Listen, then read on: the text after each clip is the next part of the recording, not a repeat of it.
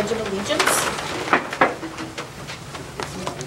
I pledge allegiance to the flag of the United States of America and to the republic for which it stands, one nation, under God, indivisible, with liberty and justice for all. The school board will convene to closed session tonight to consider employment, promotion, compensation, or performance evaluation data of any public employee over which the governmental body has jurisdiction or exercises responsibility under Wisconsin statutes 120.13 paren 1, 119.85 paren 1, paren F, and 118.125 paren 5. We don't have any guests that signed up to speak tonight, I don't think, so we do have 3 presentations, so we'll start with the WEA member benefits presentation. That's me. Would you like to introduce yourself, Sure. or is someone? I can. Go ahead. Jay Lucas is here from WA Member Benefits. One of the programs he's going to talk about is their vesting contributions program that they offer. One of the goals of the board is to retain staff, and this is a potential tool to do that. So, Okay. Thanks, Jay, for coming. Sure. Thank you for having me out tonight. My name is Jay Lucas. I'm a plan administration consultant with WA Member Benefits. Just a little background on our company. We were created back in 1876 to provide benefits to public school employees here in the state of Wisconsin. So those are the people that we serve, and only the people that we serve are public school employees here in the state of Wisconsin. We run a 403B program, and we also do both traditional Roth IRAs and offer insurance products as well. What Kyle asked me to come out and talk to you about tonight are a couple things. One of the things that we didn't see in 403B programs about 3-4 years ago were called match vest programs. And what districts are trying to do with tighter budgets, they're trying to find different ways, and I guess more creative ways, to provide benefits to its employees instead of just adding it to salary. One of the ways that we're seeing districts do that now within the last 3 years or so are what are called match vest programs, or what we call in-service benefit programs. So instead of adding money to salary, districts are setting up match vest programs, much like what you'd see in a 401k world, where you set up a program where employees make contributions into their 403b, and then the employer agrees to do a match. And that match can be set up any way that works for you and your employees. It's a very flexible program. And then with the contributions that the employer makes, then you can set them up on a vesting schedule. So that's kind of, there's 2 ways to go about it. There's the attract portion of that. So if you are doing a match, that's one way to hopefully attract employees. Then the vest is a way to retain employees. So the employee contributions are 100% vested. They can take that out at any time as long as they meet certain criteria. But the employer contribution, you can put a match on that. So you can do it 2 different ways. You can do a graded schedule, which is a little bit each year. Maybe for 5 years, do 20, 40, 60, 80, 100%. After 5 years, they fully vested. If they leave prior to becoming vested, that money actually comes back to the district. They don't get to take that with them. The other way you can do a vesting schedule is a cliff, which is more where it's 0. So if it's 5-year cliff, you get 0, 0, 0, 0, and then after 5 years, then it's 100% vested. So the graded, they get a little bit each year, and then the cliff, is just 0 until they meet that requirement, whether it be 5 to 7 years. We're seeing vesting schedules be around 5 to 7 years right now. We saw some schools that were starting out with 10 to 15 years vesting schedules, but that's a little bit too long for people to really kind of grab hold of that. It's something they can actually say, oh, I might be here 5 to 7 years. And what the hope is that within that 5 to 7 years, maybe they've grown some roots here. And maybe started a family, their kids are in the school district now. And that hopefully will retain the employees, because obviously hiring and training new employees is costly for a district. So you want to retain as many employees as you can. So that is part of that. The other issue with that is what you want to do is it hopefully will encourage people to save. So if they know that the employer is going to be giving them free money based on what they contribute, then hopefully that will encourage people to both start saving and to continue saving. So hopefully it does that a couple different things where you can get higher participation. Kyle and I have talked a number of times about participation in the 403B world, and it's sometimes difficult to get people interested in investing, especially new staff. And I see you nodding your head, you know that quite well. Pretty much everywhere I go and just about every district I meet with, the younger staff, is very, very difficult to get them interested in investing. It's the last thing on their minds. They've probably got student loans, they probably have maybe just starting a family. They don't feel that they can, they don't feel like they can afford to save for retirement. But what I always like to say is you kind of need to change that from you can't afford to save for retirement, you can't afford not to save for retirement, because it's a very important thing. Any questions on the match vest part of that? Is there a ceiling as to the employee contribution piece, end of things? So you mean that like a contribution limit? Okay, so in the 403B world for 2018, and they are subject to change, the employee contribution limit this year is $18,500. Now, if you're over 50, you can do an additional $6,000, so it's $24,500. But in addition to that, if someone, say someone contributes up to their maximum, there's a combined limit between employer contributions and employee contributions, and that's $55,000. So if the employee maxes out at $24,500, the employer can still put up to a total of $55,000 for this year, and then it's just subject to change going forward. And the cliff option doesn't allow the employee to withdraw any earlier than when the cliff is set. Correct, correct. So that's a little bit, I don't know the right word for it, but obviously it's zero until you hit that. If you do a 10-year cliff and someone leaves after 9 years, they're going to get zero. We've seen both the cliff and the graded. It really, the nice thing about these programs really is you can design them for however works best for your district. And so there's really, as long as we follow the IRS rules, you can set them up in many different ways. And as long as our system can handle the record keeping of it, because I've seen vesting schedules get kind of fancy, but you can do it pretty much however you like it along the IRS guidelines, and as long as our system can handle it. And no matter if they do the cliff, or if we do the cliff or the vest, or the graded, the employees part, they always can take with them. Employee It's is just- always it's 100% just vested, yep. the company Yep. match, okay. And that's the nice thing. I mean, they have to meet certain requirements in order to take that money out, because it is an employer-sponsored retirement plan. So the IRS has regulations on when they can take it out. Typically 59 and a half is when you could start taking it out. Or if you retire at age 55 or older, then you can start taking withdrawals from the 403B. And there's this interest bearing though, even though if they were to leave early, if their money was making money while it was being held? Sure. So what's going to happen is each individual is going to have their own separate account, and then they have a selection of investment choices that they can make. And as long as that money is invested in that account, it'll just continue to hopefully grow along with whatever investment choices that they've made. Okay, so that's the first part of it. The second part of it is there's a couple different things, and Kyle kind of wanted to talk to me about some of the things that we offer as far as financial wellness and financial education. And I'll just kind of do a quick overview of some of the things that we can offer to your staff. One of the things that Kyle and I have talked about on numerous occasions, again, is getting people participating. The participation rates in 403B plans are typically very low. Obviously, we'd like to see higher participation levels. You guys as a staff probably do as well.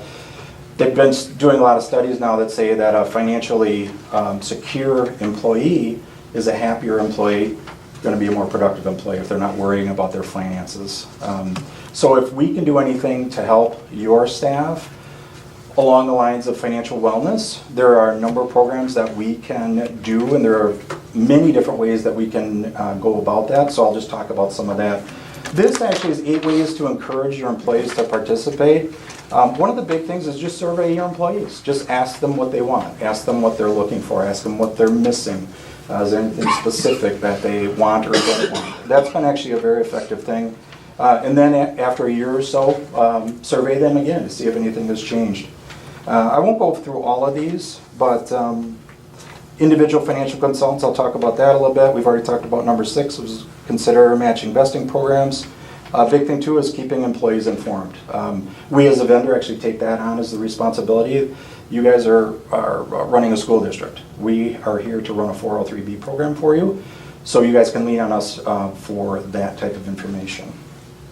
And improve your employees' financial literacy. Again, we'll talk about some of those other things. We've actually put together a couple of brochures. There are some overlap. This darker one is actually financial wellness for all employees. But then, as I've talked about, there's one that's specific to younger employees. Every school district I talk to, it's the younger employees that we see that are lower participation. And so it's our goal not to get just younger employees, but sometimes we kind of have to focus on the younger employees because it's harder for them to get going, and retirement is not really on their mind. So some of the things that we can do for you, this is actually kind of a menu where if you guys wanted to set up a financial wellness program, you would basically just check the boxes on what you're interested in, and we could come out and do a financial wellness, set up an entire financial wellness program for you. And some of the things that we would do would be to, there's some of the seminars that we do. There's 7 mistakes members make with their money, 8 financial moves to make before you're 30, budgeting and saving basics. One of the things that we created probably about 10 years ago is a game called Don't Be Jack. If you're familiar with the game of life, it's very similar to that, but it's really specific to your employees and them planning and budgeting and learning about finances, and not just finances, but also insurance. So it's a game where you break out into teams, and then in your team you have to decide what job you want, whether you want to spend this here, this there. And there's some good discussion that goes on. It's been a very popular game. That is one thing we can offer to your employees as well. That's been a very popular thing that we've done. We also deal with insurance, not just on the 403B side, but on insurance, homeowners, auto, renters, insurance products that we can help out with that. Investment basics, retirement planning, preparing for retirement. A couple of the other things that are important to public school employees also are student loans. We actually have an ebook that is available to your employees that they can download, and it talks about the student loan forgiveness program. Another ebook that we've done is it's 20 facts about Wisconsin retirement system. Wisconsin retirement system is not the easiest to get a hold of, and not the easiest to talk to someone at Wisconsin retirement system, so we've kind of taken on that role to try to help where we can.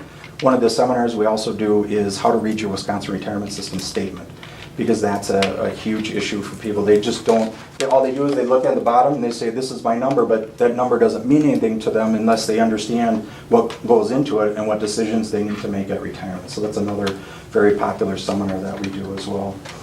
So there's really a number of things that we can do for your staff, and we would be happy to do that. The way that we are structured, again, is we're here to provide benefits to you guys, so we're able to provide really everything at no cost to you guys. And that makes my job so much easier. I'm not here to sell you anything. We are here to educate. That's really our main focus and main purpose, and the reason why we were created.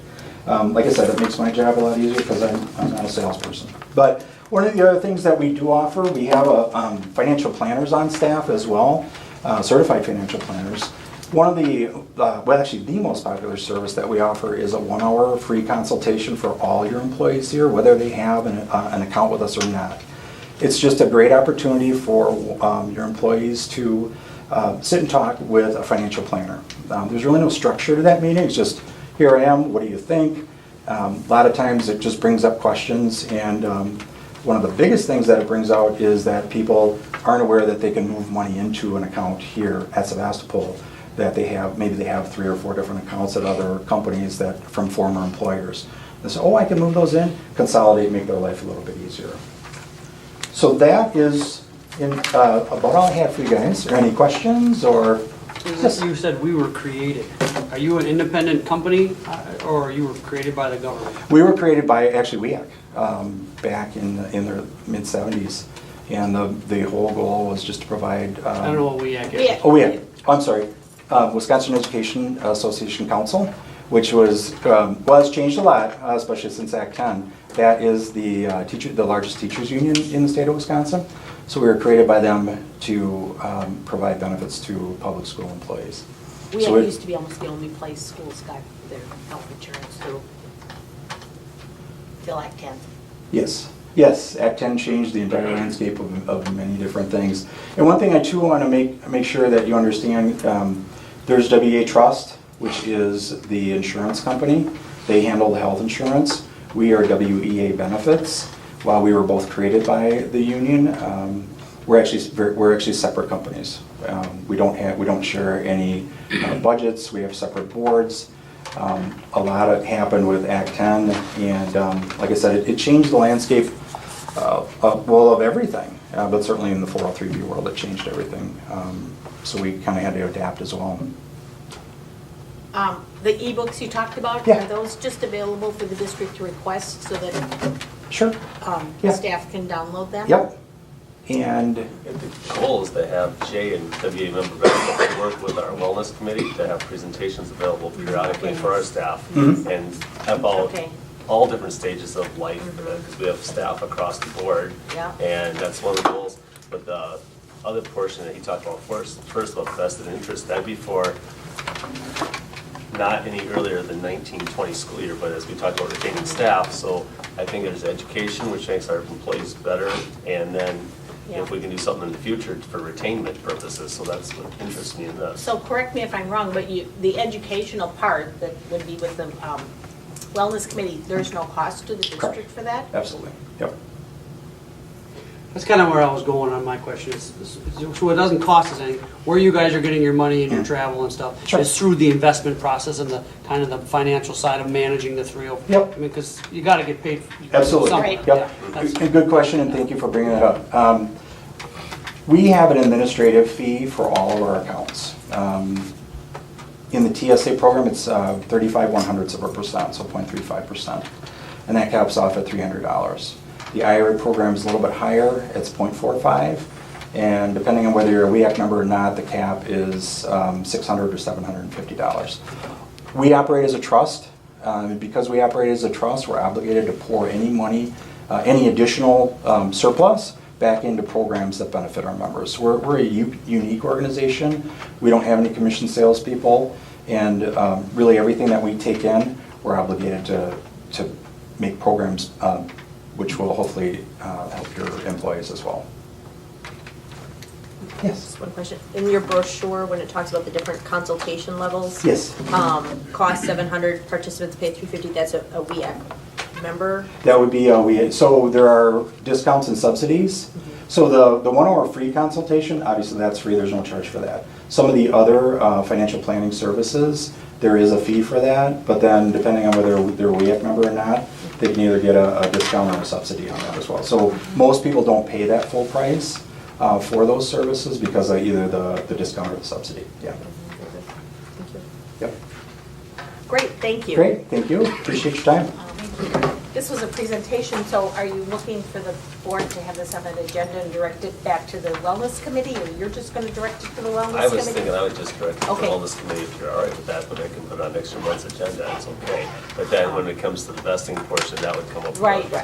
January, February, March, when we start planning. It doesn't for next cost school. anything, so getting information. to Right, staff is education free. is free, so, So I think Right. that's an administrative Right. decision to make.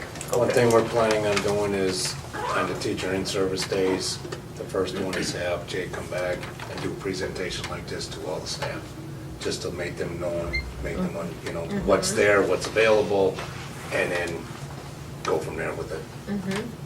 Great, thank you very You're welcome. much. Kyle, get a hold of me if you have any questions. yeah, I'll call you tomorrow probably. Okay, great. All right, thanks. Thanks a lot. Okay, Thank you. Have a safe trip back to wherever you're going. Thank you. Just because it's on it, I assume that down the road, the homework would be, well, how that, if you wanted to discuss a vesting program, is how would that be funded, right, and all that fun stuff. Right, That's down the exactly, road. exactly, but I just want to get it in your radar now and get it way out ahead, and I want the educational part for the staff for this upcoming year.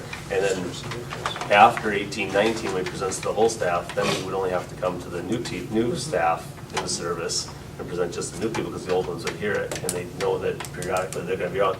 And there's more than one 403B company that we work with or allow our employees to contribute to, so it's not like we're Yeah. only going with this one company. There's other, we have 3 vendors, Carl? Yeah, we have 3 current vendors that folks can select from, so, yeah. Remember, the military, it is 20 years before you're vested, just for the record. Yeah, I missed it, 11 and a half years. See, you would have taken the part. Yeah, I would have. I think Bob had 10 years, and if you stuck it out that 10 years, then you were there 35 years, because I made it through 10. They always talk about changing. Right. Then we have a presentation on CISA 7 strategic planning, and Aaron, I will not even try to say your last Just name, I'll how it's let you. Malcheski. Just how it's spelled there. The reason Aaron's here tonight is because Sue and Cindy and I heard presentations from our strategic planning later on our agenda. The recommendation from the 3 of us is to go with the CISA 7 model, but for you to know what it is, you should have a presentation on it first. Sure. So I brought some folders along, and there are a bunch of documents in there, and way more than the 10-minute or so window I have with a lot for. So I'm going to concentrate just on the 3 documents that are on the left-hand side. On the right-hand side is the slide deck that I went through with Sue, Cindy, and Kyle some time back. My name is Aaron Malcheski. I'm the Business Development Director for CISA 7. If you're not familiar with CISA 7, we're the Cooperative Educational Support Agency out of Green Bay. We have 38 districts that support districts from Pulaski all the way down to Sheboygan Falls, and then out west towards Lake Winnebago, and all the way up here to our county, even to a little bitty Washington Island way up on the top there. Part of what I do at CISA 7, Business Development Director, seek services and partners that could offer discounted rates and quality services to our districts. The one I'm here to talk to you tonight is a homegrown one. So this is a brand new service that I had proposed to Jeff Dickert, our agency administrator, right about when I first came on, and spent the last year kind of researching, prepping, planning, and we're ready to roll with it right now, and strategic planning. Prior to coming over to CISA 7, I was a superintendent over in Ocano, and recognize the importance of having that grounding component to your district, so you know which way the oars should be facing and everyone's paddling in the same direction, so to speak. And I understand that piece. And when I got over to CISA 7, I thought it'd be a valuable thing for CISA to be able to be that third-party facilitator to come on in and do exactly what we're going to talk about here tonight. So this first document talks about our service and what it is. It's just a quick one-pager about the service. Throughout the course of this past year, like I mentioned, I did some research to figure out what is the best approach to take. And there's certainly different models that are out there. And the model that really hit home with me and it made sense for me is the Cambridge model for strategic planning. Cambridge Strategic Services has been around for about 30 years, and they've done hundreds to 1,000 different strategic plans for districts across the country. A gentleman by the name of Kevin Kastner bought the company outright by himself and owns it. He's out of Virginia and continues to actively engage districts through continuous improvement and strategic planning services. I approached Kevin and had an opportunity to meet him when I went down to training in Virginia this last April. And we have an exclusive partnership with him right now where essentially CISA 7 will have access to all their copyrighted materials, so we can go ahead and deploy their service kind of out of a satellite, out of their office, and me being that facilitator for Cambridge through CISA 7, offering that out to our districts.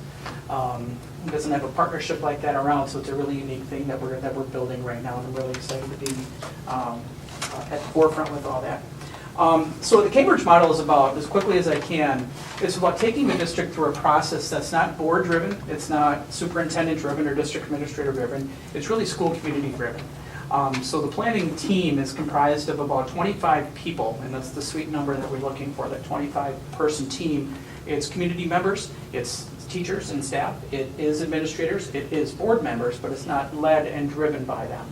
So it's the summative thoughts about the direction of the district and local business folks that are coming in too and sharing their perspectives as far as the direction of the district.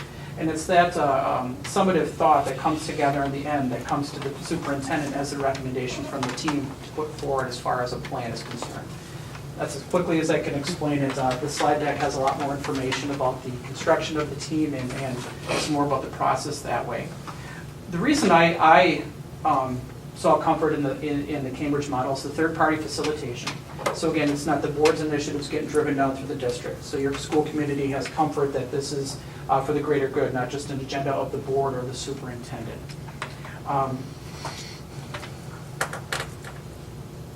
As we move forward and talk about the service, the other 2 pages that are there are set up to kind of go side by side. They're color-coded so that 3 different phases line up with the spreadsheet. I'll just kind of focus on the Word doc, not the spreadsheet. Kind of walks through full details around the other sheet, kind of gives you a scope and sequence and timeline. So there's 3 main phases to the Cambridge model of strategic improvement here. Phase 1 is the pre-planning and readiness. It prepares the district, they do a data dive, they run through and collect some vital signs, we call it, and get a good picture of where the district currently is, from staffing to finances and everything in between. That information is presented not only to the board, but to that strategic planning team at their first meeting. So it kind of puts everybody at a grounding level. Everybody knows where the district's starting from. Phase 2 is what I call it's the meat and potatoes. That's where the real work comes together and a chunk of the strategic planning happens. That's when there's a 3-day session that goes on to define the grounding components. The grounding components, and that's something we've come back to a number of times throughout the process, is the establishment of the beliefs for the district, the mission of the district, the parameters in which the district suggests that they will operate, the objectives, and the strategies that come with the planning. And below the strategies would be the individual action plans eventually that moves the district towards the improvement or the desired outcomes that they want. Along the way, we will also do an internal and external analysis, looking at things of competition and critical issues that the district has to consider as they're going through these different processes. So that's a real quick synopsis of taking people through months and months and months of work right there through that phase 2. Once the strategic team comes up with their draft model of the beliefs, the mission, the parameters, the objectives, and the strategies, action teams are formed. For each strategy, there's an action team that gets built. And that action team is comprised of new people and maybe some people from the strategic planning team, but other people that are going to be helping drive the work and know a lot about that particular area. So maybe it's something in wellness, maybe it's something in multicultural, maybe it's something in facilities. You're going to have those different folks be on those action planning teams. Those folks are going to take that, the grounding documents now and build action plans around those to make sure the district is heading in the right direction. That again is a couple months of time of work that goes into it. Those action plans will get kicked back over to the planning team again to make sure that they're lining up with the strategies that were originally developed, to make sure it's authentic, to make sure it's done with fidelity. It's at that point then as the recommendation goes over to the superintendent. For his recommendation, the board said, here's our strategic planning team, this is what I endorse and suggest we move forward with. At that point in time, we're talking a month to a year and a half down the road. This is a 2-year process. And it can go even extended out longer as you look at the last final steps, 13 and 14, that actually get outside the scope of our first 20-day chunk of time out from CISA that we'd be looking to allot for you. So at the end of the day, our contract, or the proposal that we're handing over here is for steps 1 through 12. We're offering a special pilot discount to the district that comes on with us first. We know it's a brand new strategy. I'm confident we can do well. I'm confident we can do well and have the district flourish with it. Nonetheless, we need to start somewhere.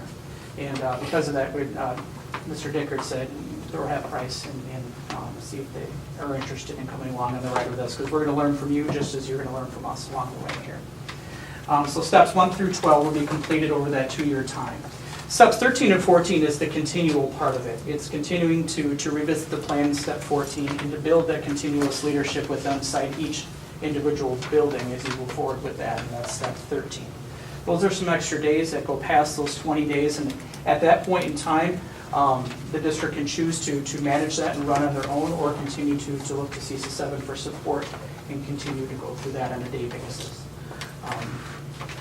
So as quickly as I could, to quickly drive through, Strategic planning, a little bit in a nutshell of the Cambridge model. Is there any questions about the Cambridge model itself or the proposal that we're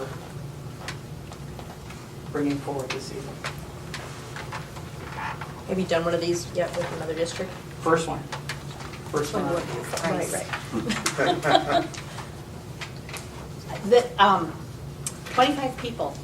How do you envision the district getting 25, a Yep. district getting 25 people? Yep, and that's we have a kind of an outline that suggests people to invite to the table. And let me back up for a second and say, because you're exploring an external facilitator to come in doesn't mean it's an easy task by any means. This will be some of the most difficult work that you all go through, that administration goes through as well. We're holding the flashlight, guiding the way. That's going to be one of those struggles too. Some districts struggle to narrow down to 25 people because they have 100 or more that are interested in coming. By your take, I'm assuming it might be a challenge to get 25 people at the table, and it just depends how you can go out to the community and sell people on. I think at this point we'd get 100 people. Partner. So, and that could be the hard part then, is narrowing that down. There's no magic key. I have some suggestions as we drive through the process that I can work with Kyle. Obviously, it's your final decision who is invited to that table. We like to stick at that 25 number. You know, as the more people you get, the harder it is to navigate and to have a expedited success, I should say that way. This percentage as to how many you think should be teachers, Yep, board? Yep, we kind of got a model to that. Okay. We look for board participation through there, but keep in mind, anytime you get 3 or more, now you have to have open meetings and things like that. So that would be, very honestly, one thing to avoid is to have a couple board members on. When you get to action planning, you could have board members on that part of it as well. The board will be well apprised throughout the process, obviously, through updates and reports that come out, but that's one good consideration. Staff at all 3 levels should be part of it. I would certainly seek out local businesses that you either do or do not have ties with, or you're looking to join ties with.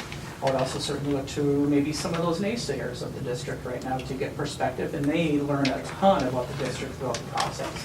It's always good to have those folks who might have an opposing viewpoint on your teams as well. Just to clarify, so of that 25, some will be staff, Yep. some will be community members? Okay. That's correct, And board members. would you be our facilitator? I would be the facilitator, that's correct. So like I said, this last April, I went through, spent a week in Virginia getting trained with Dr. Kastner and going through the Cambridge model. And I have his continued support to the point where he would be boots on the ground if I needed him to come in to help facilitate a piece of it. So the workload is what I'm wondering, who's going to do the work? Because that'd be your challenge, right? Is your staff got a bunch of free time? So that, I hope they don't. No. Right. I do that answer, sorry. That's my, Right. I believe in strategic planning. I just know it takes work, and you said it very nicely, you don't do all the work. Correct. You facilitate, so it's upon the 25 people that what they're committing to help the school. And once the plan's in place and if it turns over to the building levels, it's these folks then that their workflow starts to change a little bit too. So that's another commitment the district has to recognize in going through any strategic planning, whether we do it or someone else does it, is the work that goes into that and being able to commit to that time-wise. I have already organized about as much as I can do outside of running a meeting already, as far as templates for agendas, for planning documents, for just about everything is ready to slap a logo and a school name on it, ready to go to turn over to whoever that internal coordinator is, likely would be Kyle in this particular instance, to help drive through. But the board would have to recognize that he's got some extra responsibilities going with that, and if need be, rearrange whatever duties and responsibilities. Likewise, when it gets over to the buildings, then to understand that, yeah, on top of EE and everything else our building administrators are doing, they're going to need to find some time to get these new initiatives off the ground and successful in their buildings and lead them to success as well. Well, would you agree in what you found is this would have to be mapped onto your existing staff and weave it into what's already being done? I mean, so in your strategic planning, is if anything's with facilities, your facility team. If there's improved communications, your communications will do that. Clearly, the admin team are critical in setting priorities for education, priorities where we're going, right? I mean, is that how this would be? The only way this works is if it's a fully integral part of the team and it's not a set-aside project. It's got to be Correct. on a normal day, you just, oh, by the way, and here's, oh, I got to update this because we changed our view on this type of class that we're teaching, or CAP's been added, we gotta put that in our planning. Right. So, a couple different ways I can answer your question. To take your existing committees as they are and put them into this work gets you probably not a whole lot further than you are right now. If you do things the same way, you're not going to get anywhere different type of thing. Using those committees as the groundwork and as a basis, as historians, as integral people, because they probably have something to do with those strategies as it is already, like your buildings and ground facilitator. Obviously, they would be part of your building and ground staff, right? But that's my comments to that. It's a yes, you will weave it all together. And eventually the plan, once it's in place, you'll find there are things that you may need to take out that are current initiatives of the district that you might find, this really isn't part of our 3 to 5 year strategy towards improvement right now. We need to revisit that. We need to shelve it for now, come back to it, and allocate the resources to the items that were identified through our strategic plan. My point, great clarification, because my point is if this is going to work, it takes tremendously strong leadership to drive this in, because the way we always do business is not this. So that's the point. And oh, by the way, because you don't have spare time, it can't be an add-on. It is going to have to be, we're not going to do this anymore, we're going to do this. Right? I mean, it's a change. You look at step 12. Because I believe in strategic planning, but it doesn't happen like that. You got to have a driver. You guys have to have a driver that drives the staff effectively, dynamically, right, to make all this work. Right. And you'll facilitate for the first couple of years, I guess? Yep. Yeah, the plan is mapped out, templated out to take up to 2 years, and if we need to extend it out, we can extend it out. We've got about 20 days of contracted service I'm proposing here through the initial plan for steps 1 through 12. Step 12, you see 12B, identifies strategic abandonment, and that is abandonment of those old initiatives that no longer line up with those strategies. So that's not piling on more bricks, it's removing some bricks and making sure the mortar and the bricks are working together towards that strategic plan. Right, and there's a lot of work from today to jump to 12B. Oh, yes. And that's the turmoil challenge of resources and overworked staff. And I'll tell I you, just say it's a good idea. All good ideas are not easy. the meat and potatoes is phase 2, the hard part is phase 3. Is when the rubber hits the road, and now we're taking these theorized, we're taking these action plans that have been developed that look and sound great, that are now budgeted, and we now have allocated resources for and created timelines for. That's where it gets challenging, and that's where you're exactly right. Leadership will be strong, and I'll do everything in my power and set them up for success going in, to be organized, to have things lined up. And Have you seen non-administrative staff taking leads on these? Oh, we're just starting, I'm sorry, forgive me, just starting. Because, I mean, I have. You'd get lucky if you saw a community member that took an active leading role with some experience and background. Yep. I've had the opportunity to, when I was down at Central High School, we took part in strategic planning. It was a very, very similar model to this, and through our action planning, we did have non-administrators. Actually, a lot of the action teams won't have administrators as their planning leaders. So maybe you have a teacher champion in the district. Maybe you have a community member who can step up and talk about facilities or whatever have you. But that's where you get power. That's where you get buy-in. That's where you get a lot of communication back and forth with the community. And there's some really great positives that come out of that secondary positive, not only a clear plan on which direction the district wants to go, but those relationships that you can build with community and the trust that you can build and the buy-in that you can gain as well.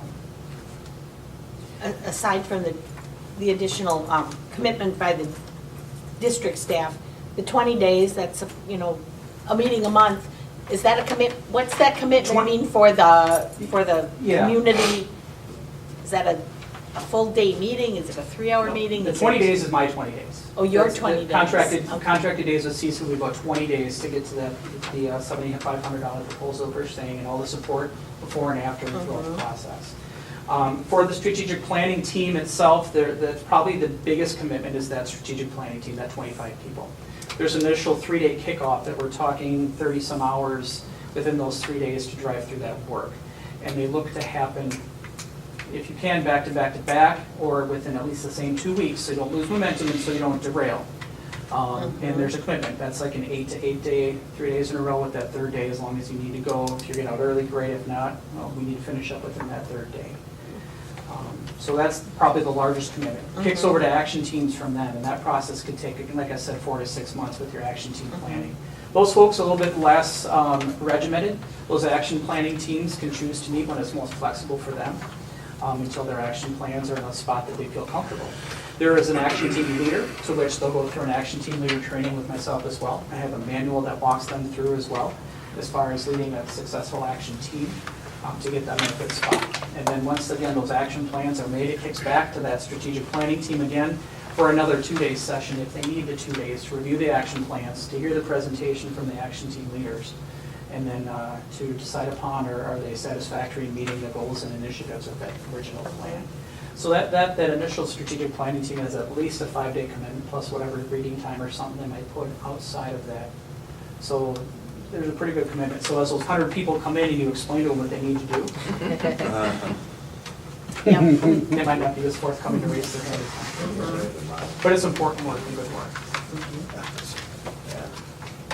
Any other questions for Aaron? How long is the window for this special pricing? You ready to decide? Let us know. And he said First first school that district signs is up. first Yeah. district. First It's a school, race. first school in gets that pricing, Jeff mentioned. So, and not many know, we haven't even announced. So it are to you our- interviewing with other people? No. So we're going to launch this out to our superintendents at our PAP meeting in September, that this is a service we're ready to roll with. Sue just happened to be at the sneak previews throughout the ways the last 2 months we've been building it, and Jeff has been updating the Board of Control that this is a service. Well, they had to approve my out-of-state travel to go to Virginia in the first place. So Sue's got the sneak peek. But we'd be happy to have you take, obviously it needs to be a fit for you as well, right? So that I don't want it to be, if you have doubts, if you have questions, bring me back in to answer those questions and more information. But if you're not comfortable, I would hate to drive us through something that we're not ready to go through. If you feel it's a good fit, great. If you need more information, let me know, I can come back in. If and when you're ready to move forward on it, on the back page, there's a quick signature that we can simply get it added to your this year's contracted services for the district. There's also 2 different payment options. It's because we are spanning 2 different years financially, we are okay with spanning that over 2 years for payment-wise. So it makes it very, very affordable for years 1 and 2. Thank you very much. Yeah, you're welcome. This is a I think I discussion took more item than for us. the 10 minutes that I No, had you lined did up. great. Good challenge. did great. Yeah, good stuff. Yeah, good information. Yeah. So this is a discussion Thank you. item for us later, so Yeah. Kyle will be in touch with you. Very well. Thank you so much for your time, I appreciate it. And good for you for checking out strategic planning. It is hard work, but it could be some of the most rewarding work at the end of it. So. Thank you. Thanks much. Aaron. Thank you very much. Yep. We've heard it over and over again in convention. Yeah, big support. Strategic plan, all over. No, it's, We next move to a presentation by Mr. Bear on weighted and non-weighted classes. This is something we requested information on. Absolutely. Thank you for the opportunity to present again. I'm assuming that I'm either bringing valuable information or I hope you're enjoying this presentation. I've done a few of them for you now, so I appreciate the time and opportunity. Kyle asked me to be brief tonight. He said I couldn't be long-winded and I shouldn't have a PowerPoint. So no PowerPoint, but I do have a handout for you. So if you don't mind taking a look at the handout, I just wondered, does the board want me to stand or would you? No, you're fine. Either way, it's fine. Comfortable. Okay, all right, I'm comfortable either way, so I just want to make sure. Well, excellent, thank you very much for this opportunity. I am going to go through the handout that I provided to you because there's been a lot of work done around this topic over the years, and I think it's really important to note our staff's work and effort towards this initiative because we've had a lot of conversations about it. Coming to the table many, many times to talk about the advantages, disadvantages. I really want to be able to present all those things to you tonight. So the first part of this document just shows our current grade practice, and you can see how our students earn letter grades and how that associates to the GPA that is available or given to or assigned to our student based on their performance. But tonight I'm really going to talk about weighted grades. We do not have a weighted grade system, but I do want to talk about some of the things that we've done that have set our current practice in place. So as I mentioned, as a staff, we've had this conversation many, many times, but in 2015-16, we said, we really need to have some sound evidence. We need to ask and have some conversations. We need to research this better. So we really took some time to do a number of things. As part of that study, we reached out to the top attending universities that our students attended. We reached out to the top scholarship opportunities that our students pursue. We researched the advantages, disadvantages. We talked to parents. We held homeroom discussions with students, and we surveyed staff. From that conversation that took place the entire school year of 2015-16, I actually went back and looked at all of our notes, our documentation, our research, and that's how I brought forth this document today. When we did that, there were 3 main points. 1, what's the benefit to our student? 2, we need to make sure that we maintain our course opportunities. And then 3, how are we preparing our students? So those are the three areas that I'm going to talk about today. The first thing is benefit to students. So I'm going to talk a little bit about that. That's on the front of the document, the lower part of it.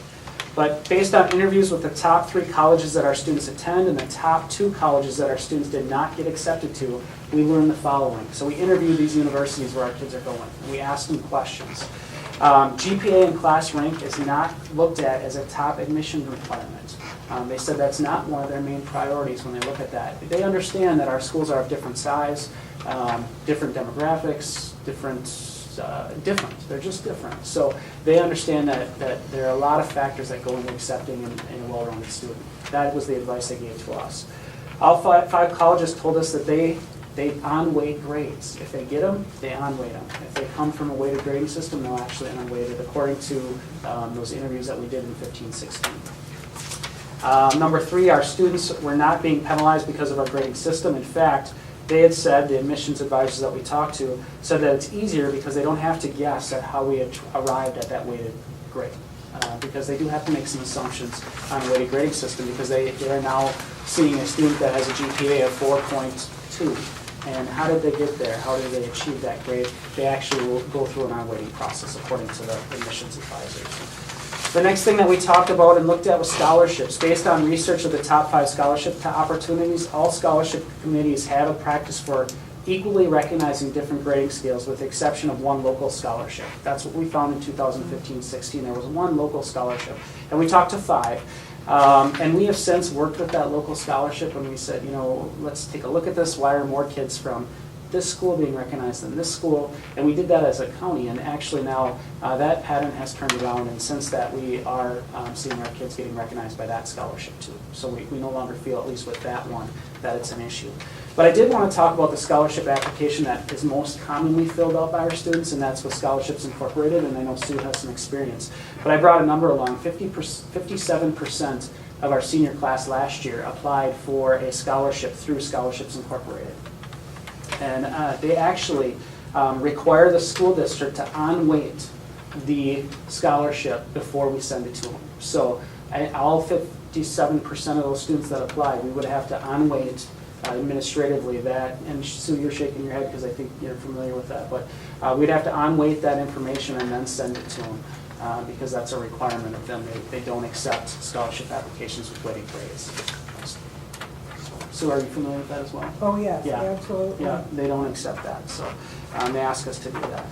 A conversation we had, and this was kind of a conception, is that by applying weighted grades to certain classes, it might increase the rigor of expectation. And I know we've talked about that before, and I think it's an important conversation because at one point Sevastopol had a grading scale where the bottom of an A minus, the bottom was like a 94%. Do you remember that? Does anybody remember that? And the bottom of a B was like an 86%. And we said, well, our grading scale is more rigorous than everybody else's. Well, actually, we were just putting our kids at a disadvantage.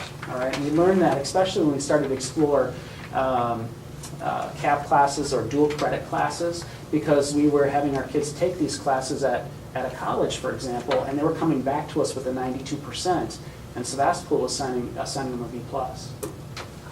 Because we didn't have a similar grading scale, okay? Our grading scale now aligns up with most of the universities, most of the high schools, most of the technical schools have a standard grading scale of 90, 80, 70, 60. So that was really a disadvantage to our kids. So we changed that actually, that practice, we changed. And I tried to look back at the exact date, but it was over 6 or 7 years ago that we actually made that change. So, but student rigor now is defined by something different, and the whole thought process that we go through, and I talk a lot about this, is now really about academic and career planning. Having students have the experiences that are best for them and move them forward towards their college and career goals. So that's a big part of it, and that's how we define rigor. Rigor for a student that's going into architecture is going to be much different for a student that's going into construction. But that's okay. It's their pathway, and we want to respect what that student's pathway is. We've seen some high schools be very college focused, and all of our kids are going to go to college. I think now our high schools are more apt to think all of our kids are going to be successful and they're going to go to their college or their career of their choice and be successful. And that's what academic and career planning really has done, and we've had many conversations about that. But that's important as we go through this theme. So, again, I shared this before, but 91% of our 2018 graduating class completed college-level classes. But they weren't all AP classes. We had kids getting college credit for machining metals.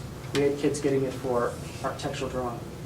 We had kids getting it for a variety of things. And we're continuing to expand that scope. There's even opportunities for physical education. And is that important to somebody that's going into kinesiology? Absolutely, that's their pathway. So districts are asked even more today and required by legislation. Legislation really requires us to have classes in place that elective opportunities that will lead to college and career. So that's one other thing that I'll talk about. And finally, that dual credit piece that I talked about, advances and dual credit options. I think you saw how we brought in CAP classes and so forth. And here's the point that I made a little bit earlier, but our colleges are actually asking and recommending that we have similar grading practices to them so that we can articulate classes, so we can have these agreements in place, so we don't have a student earn a 92% but a B minus, or a B, I'm sorry, instead of an A. So they want similar practices. It's not required, but it is important. The second thing that I told you about is maintenance of course opportunities, and please understand that this conversation happened in 15-16. It's still relevant, but maintenance of course opportunities is really important. At Sevastopol, we have 90 courses aligned with college and career goals. Wisconsin academic and career planning legislation requires us to maintain course pathways, and course pathways are, if I'm going to go into architecture, I will take certain courses along the way so that I can be successful as an architect. Or if I'm going to go into machining metals, and we've done a lot with actually NWTC on CNC. And Dave, you're shaking your head because Thermotronics was at the table when we had these CNC discussions, because it's really hard to find CNC operators, right? Well, that's not, I was shaking my head. Oh, Just following him, but all right. yeah. Okay, but I think you're probably aware of that. It is very difficult to find CNC operators, and it's a very lucrative career, very valuable career, and so we work with NWTC to create, pathways so that could be an opportunity. So it's our responsibility, and we all agree that we value students' career pathways, whatever that might be. Teachers don't compete for enrollment, and that's a conversation that we've had as staff, is we don't want to compete against whether or not the student should be here, or take my class, promote their idea, because we really need enrollment across the board so we can maintain all these classes. It's all about enrollment. We've got to keep enrollment across the board. And keep in mind, we're a two-section school. We're not a school of 600 kids. So we really need to maintain enrollment. So we have the dual credit, the AP, the technology education, the STEM stuff that Dan talked to you all about. All of those things are important. So we've talked about that.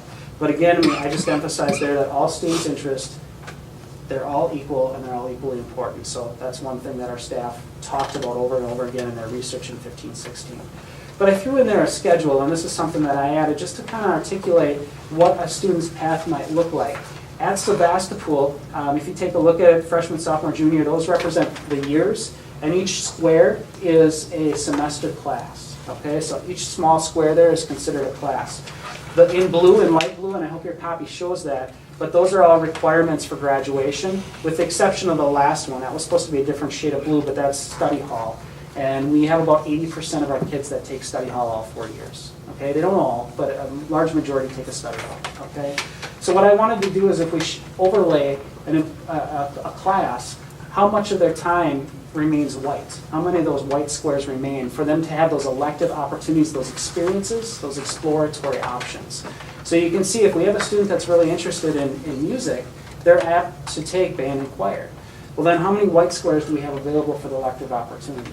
What I really wanted to show you there is that, that they're in 4 years we got a lot of work to do, and we got a lot of things to get kids ready for. And my next point that I'm going to kind of move into is that I've talked to the board a lot before about college debt, or we've had conversations about college debt, kids and their student loans. Okay, and what we don't want to do, one of our priorities is that they don't go to a 4-year college and not finish the program, so they don't leave with a degree. And that happens when they don't make an informed decision. So they accumulate for the first 2 years, $30,000, $40,000 worth of debt, but they leave without a degree, okay? And that's where we're failing kids as an institution, not just Sevastopol, but I think in general. And that's why academic and career planning has come to be so important for our students, is that we give them those exploratory opportunities. So we're looking to fill those white boxes with those valuable opportunities. And that could be for anything, but I just wanted to tell you that I'm now on the third page, that Sevastopol offers over 70 elective opportunities for students. And we maintain those because we're able to get enrollment in those courses and share that enrollment, and that's really important. And many of them now, I mean, with the new opportunities are, we have dual credit options. And that's highlighted below. Sevastopol also offers several career training programs. There are a lot of career training programs. Like, for example, home construction. It was 18 credits, but now I think they leave with 15 credits at NWTC. They need to take 3 or 4 more classes, and don't quote me, it's not on the top of my head, but to finish a program, an associate's degree at NWTC, it's amazing. We're now working on a CNA certification, so students will leave high school and be certified as a nursing assistant, which is outstanding because we have a need in the county, but also we have a lot of kids that are interested in medicine or nursing or whatever it might be. So they're getting out of high school with these credits and this certification, which is outstanding. We have the hospital program, which I know Mrs. Margaret is familiar with, and that's added so much value to our kids' career pathways, and that's helped out tremendously. We have internships, we have work release, we have teacher's aides, we have several things, et cetera, and we keep trying to build these opportunities. But what I want to say is that, we got to line up with the blue boxes and the state's requirements. So you could overlay any of those on top of music or whatever it might be, but that's important because it definitely leads to career opportunities. So we want to maintain that as much as possible. All right.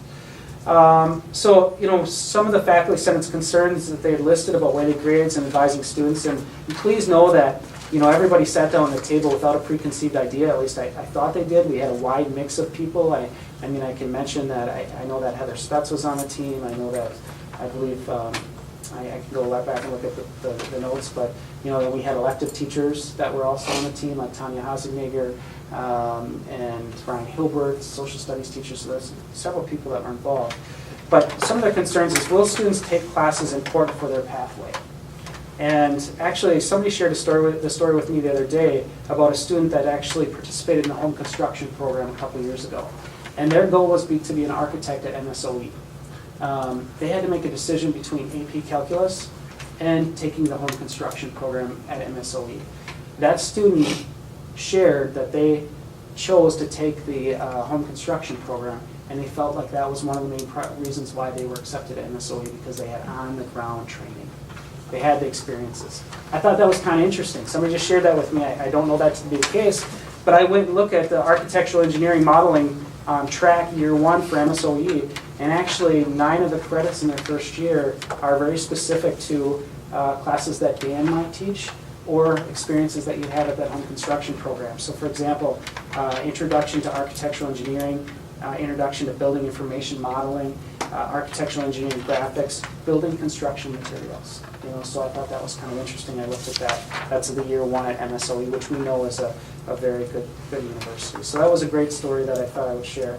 Another thing that they wondered was, how do you determine which classes are weighted now that we have? How do you know which ones are weighted now that we have 91% of our seniors participating in college level courses?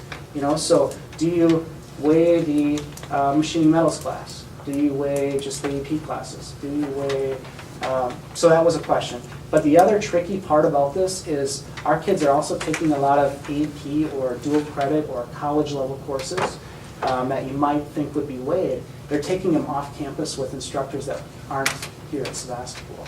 So the standards, the expectations, the curriculum is different. So do we know? Well, we can weigh that or certify that class as we don't know. So we don't know how that might work, but that was a question that they had.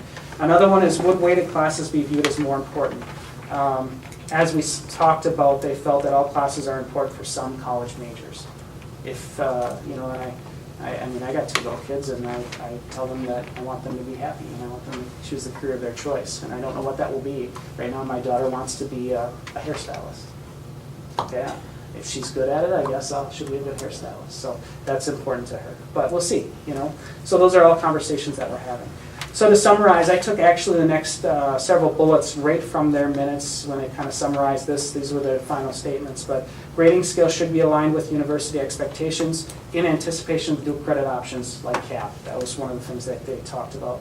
GPA and class and rank is not looked at as a top admissions requirement. At our small school, a change could potentially limit the value of electives.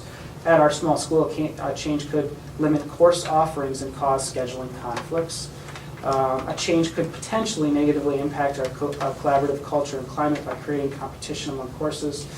Most scholarships on weight grades, and based on research of the 5 colleges, our students are not negatively affected by our current grading scale. In fact, it's easier to interpret.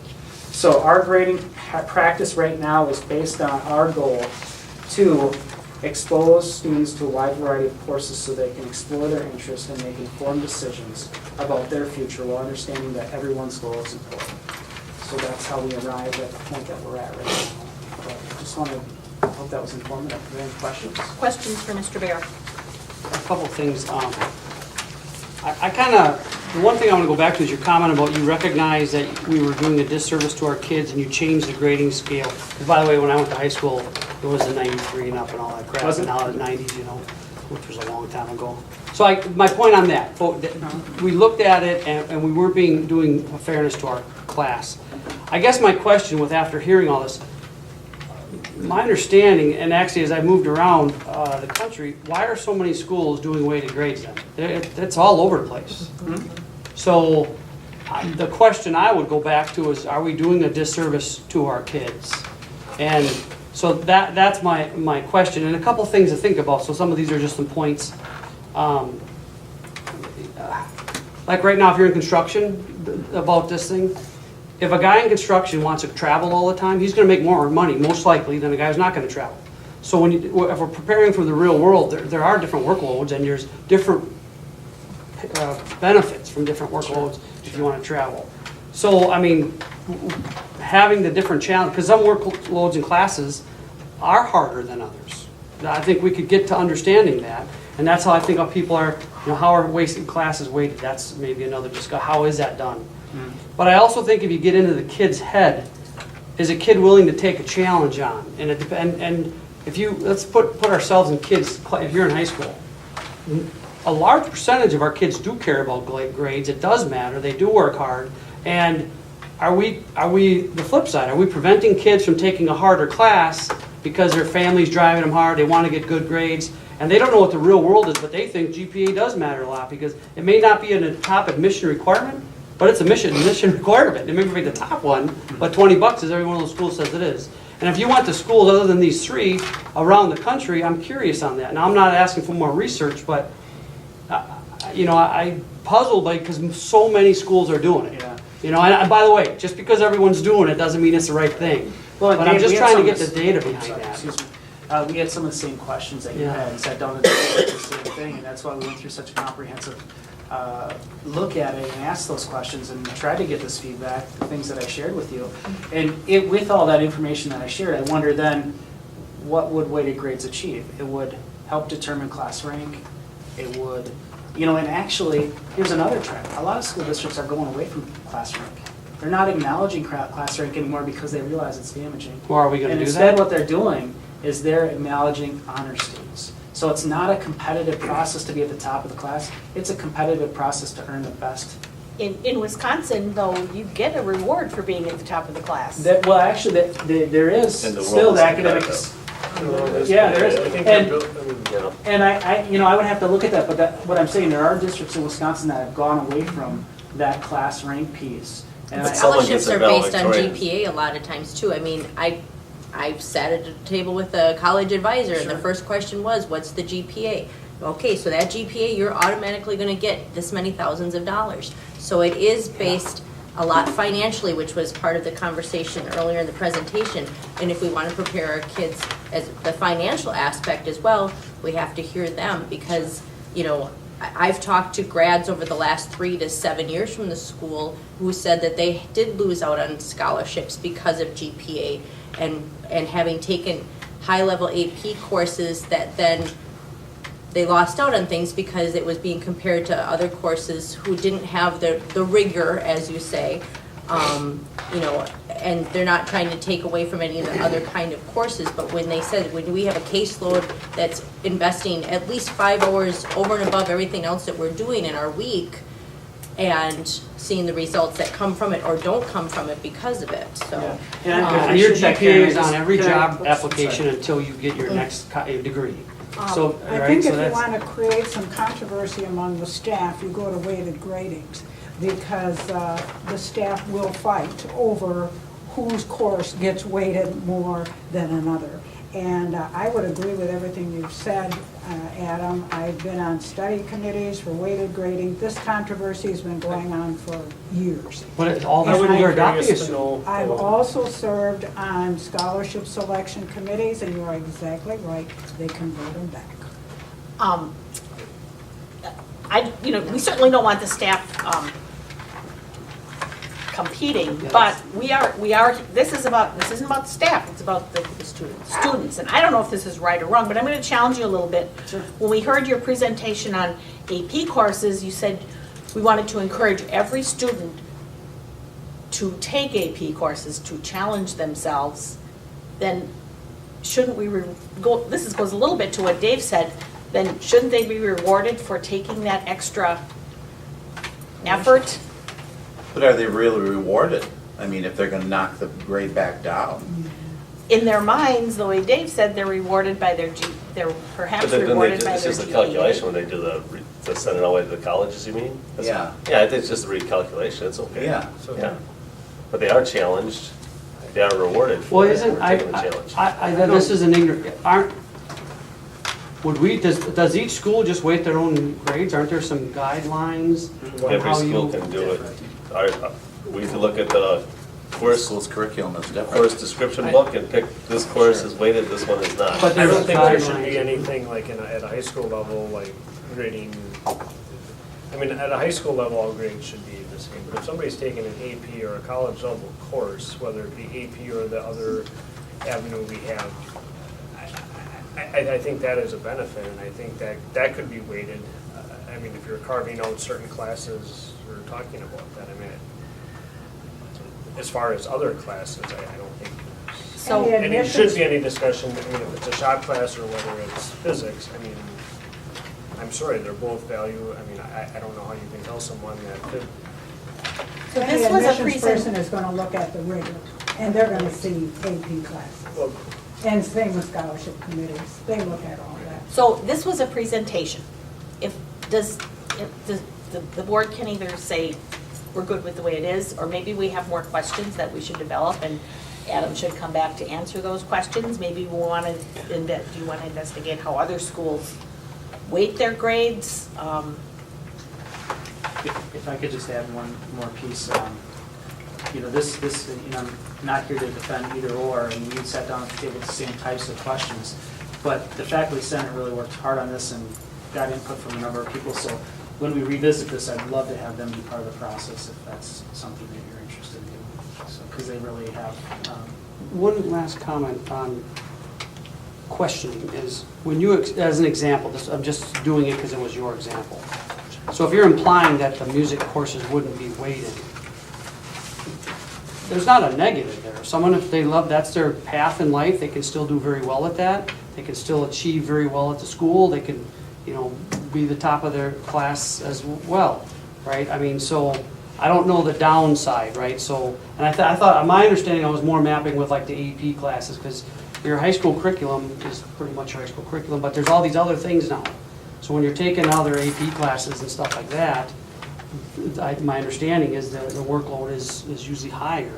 And then, but then a kid or a child, I guess, is, they're willing to take those classes. One is because they're interested in it, they're learning something from it, they're better preparing for the world, but they're not being penalized because they might have to put many more hours in because it's just a bigger workload. That's why I think it's worth the discussion. And if you're telling me that's not the case and everyone works the same in all the classes, well then that's fine. I don't think that's the case, but I think that's what I'm trying to understand. And it goes back to your comment on why you changed the grading scale once already, is are we doing our kids a disservice? that are going out to compete against these people at schools all over the country, and we're small here, but we got kids in New York right now. I think you visited one of them that was out there now, so they're going all over the place, little by little, you know. So that's why it's of interest to me. And if you're telling me it's been researched and it ain't gonna make a hill of beans of difference, No, I can warm up to that. Student council brought it forward as a topic that they were kind of passionate about a couple of years ago, correct? That could have been the year that we did this research, I'm not sure. So if the kids brought it forward, they must have wanted change, otherwise they wouldn't bring it up, right? Right. Okay. I know one of the students in that class, in that, on student council said that they were told if kids who get A's will get A's whether they're in AP courses or not, so they don't need to be weighted grades. Well, when you're saying that to a student who is investing A lot more a lot more hours time. in their school day compared to some of the other course offerings, I don't think that's fair to the student. That would be interesting. I have kids in school, right? My general consensus, and I haven't been tracking data, is a lot of kids would be interested in that discussion on weighted grades. Because a lot more other schools do that, and they have their friends, and they have cousins, and all these people they Snapchat with all over the world maybe, and it appears to me, no data driven, that that's becoming more and more common in schools, which then causes me to wonder, if it's a fad thing, I don't care about fad things, but if there is something about making our kids competitive out there, that might be worth looking at, but I don't. Well, and when you hear they choose not to take an AP course because they don't want it to affect their GPA, in the sense that, you know, if I get an A- in my college level class, it's going to penalize me versus taking a non-AP course that I'm going to get an A in. You know, that it's just. Well, I've heard that discussion too, and then are we need to really hear both giving sides. the kids the opportunity to set themselves up? Or are they living in this small little false world that if I do everything real easy and I get my A's, well, if you go to a job and you do all the easy stuff, you're not gonna get all the promotions, folks, right? So that's the reason I think it's worthy, if you map it to real life, it's just worthy of a discussion. And maybe today's it or not, I don't know. And Dave, actually, that exact question was asked about, and we did track the data for that because we said our kids are not taking the course. But I think I kind of showed that in the AP conversation, that we have 50% or more of our kids taking AP classes. But is And how- 50% good or bad? Right, Well, is that high enough or not high enough? It's a don't- number. You know, I think it's a relatively, I think it's good because. Well, okay, so what do you base it on that it's good, Well, I right? guess. I look at it as yeah. 50%, okay. I Yeah. don't know if it's great or not. That's saying But it's also- 50% of your. Yeah, well, I just don't know, is Campus is ready 50% the bar, 25%, I And I just don't think know. there's a So, you difference in know, the number of yeah. people taking the course Yeah. versus the number of them actually achieving AP credit in it. And, I mean, there again, so you're gonna go through all of that, and then possibly not even get the AP credit on top of the fact that, it may have affected your GPA. Because, lots of people can take a class, but that doesn't mean that they got anything from it. So what would be the school board's pleasure? You've heard what you want to hear and we're done. Do you want to put this back on an agenda for a future agenda? If you have additional questions for Mr. Baird, get those sent in so they can be answered. If you feel there's additional How much work research is it to needed. find out other schools that have implemented it, how have they done that? The new thing I discovered today is that willy-nilly you could weight anything however you want. I assume there was some structure behind that weighted program, so that's new, I'm educated on that item, but that, I mean, could that's you reach local out to control. superintendents or something and say, Sure. why are you doing it, is it a good idea or bad? I So mean, we'll put this on a if it's future, because some parents rammed it through the school board, well, let's tell us that. Or if it really benefited kids driving out into the world of whatever their world is, I don't know. so we'll put this on a doable? future agenda. If you have additional questions that you can't pose tonight to Mr. Lukey, get them to Mr. Lukey and he will get the answers, or get Mr. Berry get the answers, or wherever those answers come. Okay? Does that sound okay to everyone? Thank you, I didn't Any mean other to cause any questions right now? controversy tonight at all, I'm sorry. A little Remember, controversy is always folks, a question. dialogue and debate is what we're It's here not for. controversy, it's And same with dialogue. staff, and This is and just just to sharing- bring you up on controversy. It's just- The world is about dialogue and debate and exchange and communication. It's healthy, we need to do it. Yeah, and I was just sharing the conversation that's happened over and over again with some of the same concerns and questions, and so we tried to approach it from a standpoint where we could actually find out some of those facts. And it's best we can. Okay, then we will move on to the consent agenda. Note that item C1 has been removed. That is a closed session item. Are there any items anyone wishes to have removed from the consent agenda? If not, the consent agenda is approved by consent, and that includes some significant donations. $1,000 toward the basketball shoot-away machine from the Door County Basketball Club, $4,364 for the shoot-away machine from the Pioneer Booster Club, an anonymous donation of $2,500 to the Lunch Angel program, and the Zyke Family Living Trust donation of $5,000 to the DI program. Thank you to those groups. Our students are out for the summer, but they're all going to camps and open gyms and already practicing for football. So we'll move to administrators' reports and begin with Mr. Bayer. Thank you. So many opportunities. July, it seems like it'd be a month that we slow down, but it really isn't. Our building is still full. Of course, we have summer school. Let Mrs. Margaret talk a little bit more about that, but it's great to see the kids in the building. It's great to see all those things happening, and not just the kids, but our staff is in and out of the building consistently, just working on things that they want to get ready for the school year, so that's rewarding. A number of things that I wanted to talk about. First of all, I always like to share the orientation registration. It is on the 6th and 7th of August. We have a middle school 6th grade orientation at 6:30 and a high school one on August 7th at 6:30. I always like to share some of our professional development goals. One of our priorities again this year, we are very aware of our literacy initiative. And we've had a 5-year plus process of working on literacy. It's not just about reading and writing, it's about helping students comprehend the content in whatever class it might be. That's really important. So last year we took a great effort to record all the writing assignments, the type, the length, and other important factors across the curriculum. So what's happening in math, what's happening in English, and science, and social studies. And we just looked at the writing and the writing types. This year now, we're going to evaluate the writing practices and then the desired student pathways so they're having similar experiences. For example, in science, if we require lab reports, shouldn't we have a process for writing lab reports that is consistent and builds from grade 6 to grade 12? So we have a template that in 6th grade they're exposed to and then it continues to build. That's a writing activity. It's important that they do that. Our kids, quite honestly, are doing less writing. And we're all aware of that because there's more texting or other forms of writing. So it's really important for us to track that. So there's 2 ways that we're able to review the data that we collected last year. We can do it by department writing maps. So we can take a look at by department what kinds of writing activities are students going through, what pathway to writing will they have. We can also do by grade level. In 9th grade, they're going to be exposed to these writing projects. So it's really nice to see both directions what our kids are having experiences for. So we've collected that information. Now we can decide what we want to add to it or change about it. So there's going to be some collaboration opportunities around that to reflect on our wanted goals, our desired goals, determine the strengths, and then the areas of improvement. Where do we need to add additional? There's also pathways. Like I said, I talked about science specifically, but what pathway do we want them to follow as they have those experiences? And then we're going to take a look at assessment tools. Because we're asking our teachers to write more, require more writing of our students, we want some quick hints throughout the year so that our teachers aren't overwhelmed, because it's harder to grade writing than it is to grade a multiple choice. But we want them to write. We want them to have that writing experience because they can synthesize ideas better and put and construct thoughts better. So we want them to do that rather than just the multiple choice. So that's what we're doing.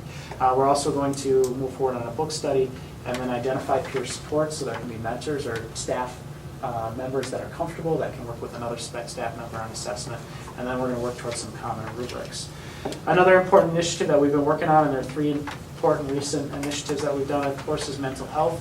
We did meet with Bella, who is our provider, the 18th. Yesterday, was that yesterday, Kyle? That was a really good meeting. We also had 14 staff members attend the June 26th training for the mental health first aid. And there's additional training on August 21st, and we have staff that will be attending that as well. But there's some takeaways from that. Mental health first aid training gave us strategies to save a life until a professional can take over. I thought that was really interesting. It's kind of like CPR. We all know how to do the chest compressions or the breaths, and that was the relationship that they made for us, which was really good. Okay, so this is like CPR for somebody that's having a mental health crisis. We're giving them supports, the chest compression, not actually, but other strategies, so that they can make it to a professional, a doctor, a psychiatrist, somebody, a therapist, and that's so important.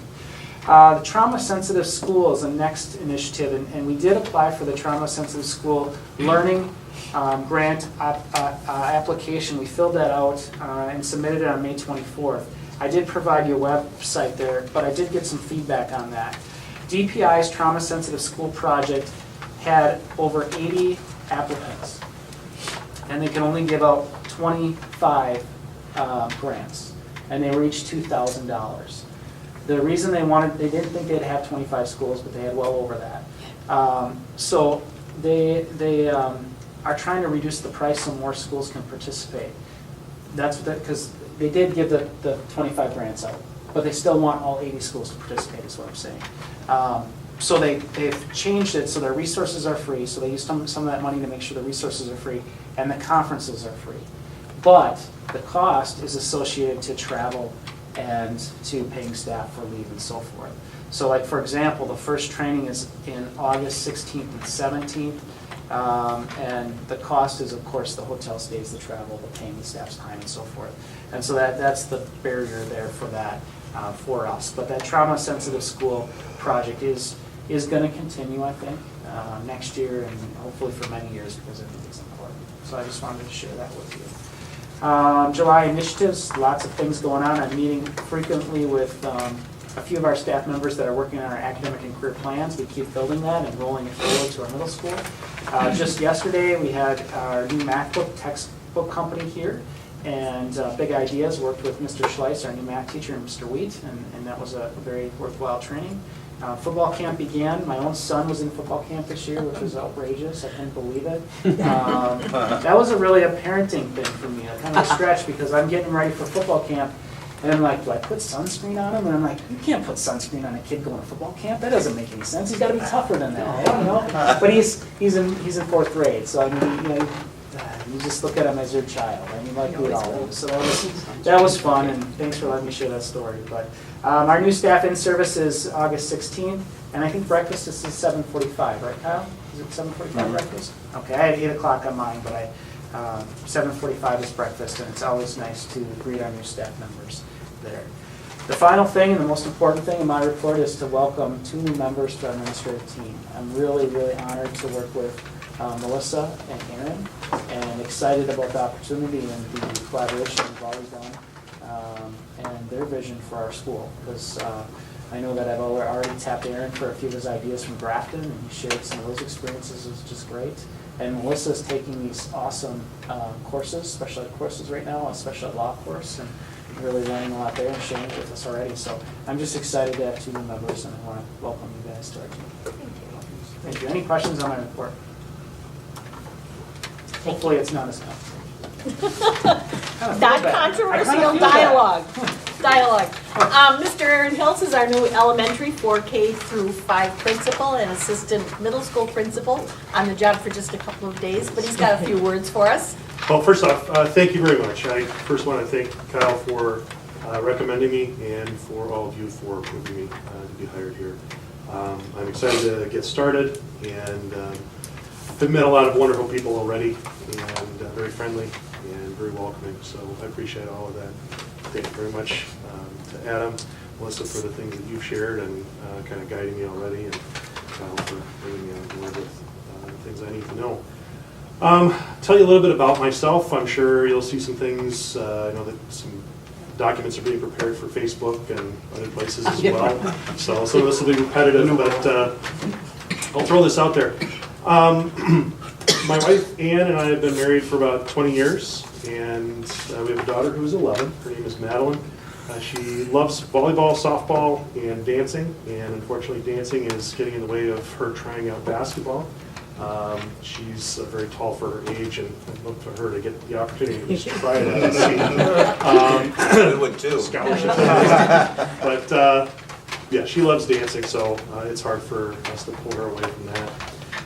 We've owned property here in Door County for 7 years now, and we've enjoyed coming up here prior to that, but we've stayed in some place like Bridgeport and felt obligated to use the pool and those kind of things. So it's been nice having property so that we can go out and check out new things and see different stuff and not feel that obligation to be tied to where you're staying.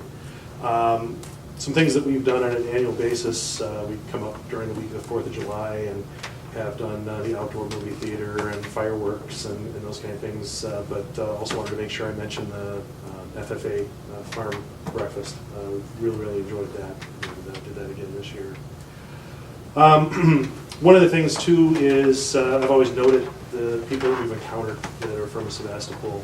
We've run into some people who are retired teachers, alumni, current staff, current students, those kinds of things. And the one thing that always strikes me is just how proud everybody is about the district, the things that are being accomplished here. And so that was one of the things that made me very excited to be able to apply to the school, aside from the state scores and those kind of things, which really support what those people have been saying. But it's nice to hear a community that's excited about the school that they have.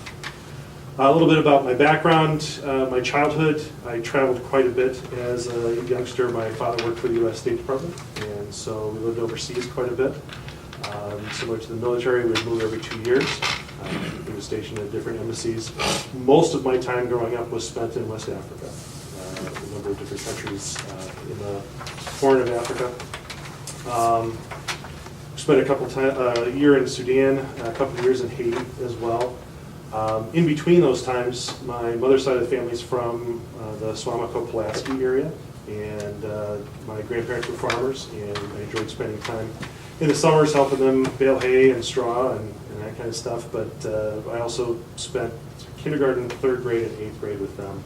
8th grade was designed so I could get used to being back in the States before going to high school. My dad made sure he was stationed in D.C. For my 4 years of high school, so I went to high school out in Northern Virginia. But I missed the Midwest. Came back here, went to St. Norbert College, and enjoyed that very much. I was planning on studying psychology and sociology. Those were my 2 majors. While I was there, I did some coaching and fell in love with working with kids. And so I decided to stay on an extra year and cram all my education classes and student teaching in that time frame, and haven't regretted any of it since. I became a social studies teacher, and in this year marks my 26th year in education. During that time, I taught overseas. I worked in Wausau at high school. I worked in Richfield, which is down in the Milwaukee area, teaching middle school students. Over that time, I taught everything from PE to different social studies classes, grades 3rd through 12th. I enjoyed what I did, but felt I could make a greater impact by becoming an administrator. So I went on to get my degree from Cardinal Stritch University. And over my years, I've been an assistant principal and athletic director in Port Washington, an assistant principal at the high school in Grafton for a number of years. I've been an elementary principal at a couple of different schools. I think all of those things have set me up very well for being able to bring that knowledge and experience here. So I'm glad to do so. A little bit about my approach, without going into a lot of detail. I really focus on team. I think that's important. My last position, I was the administrator for the whole school.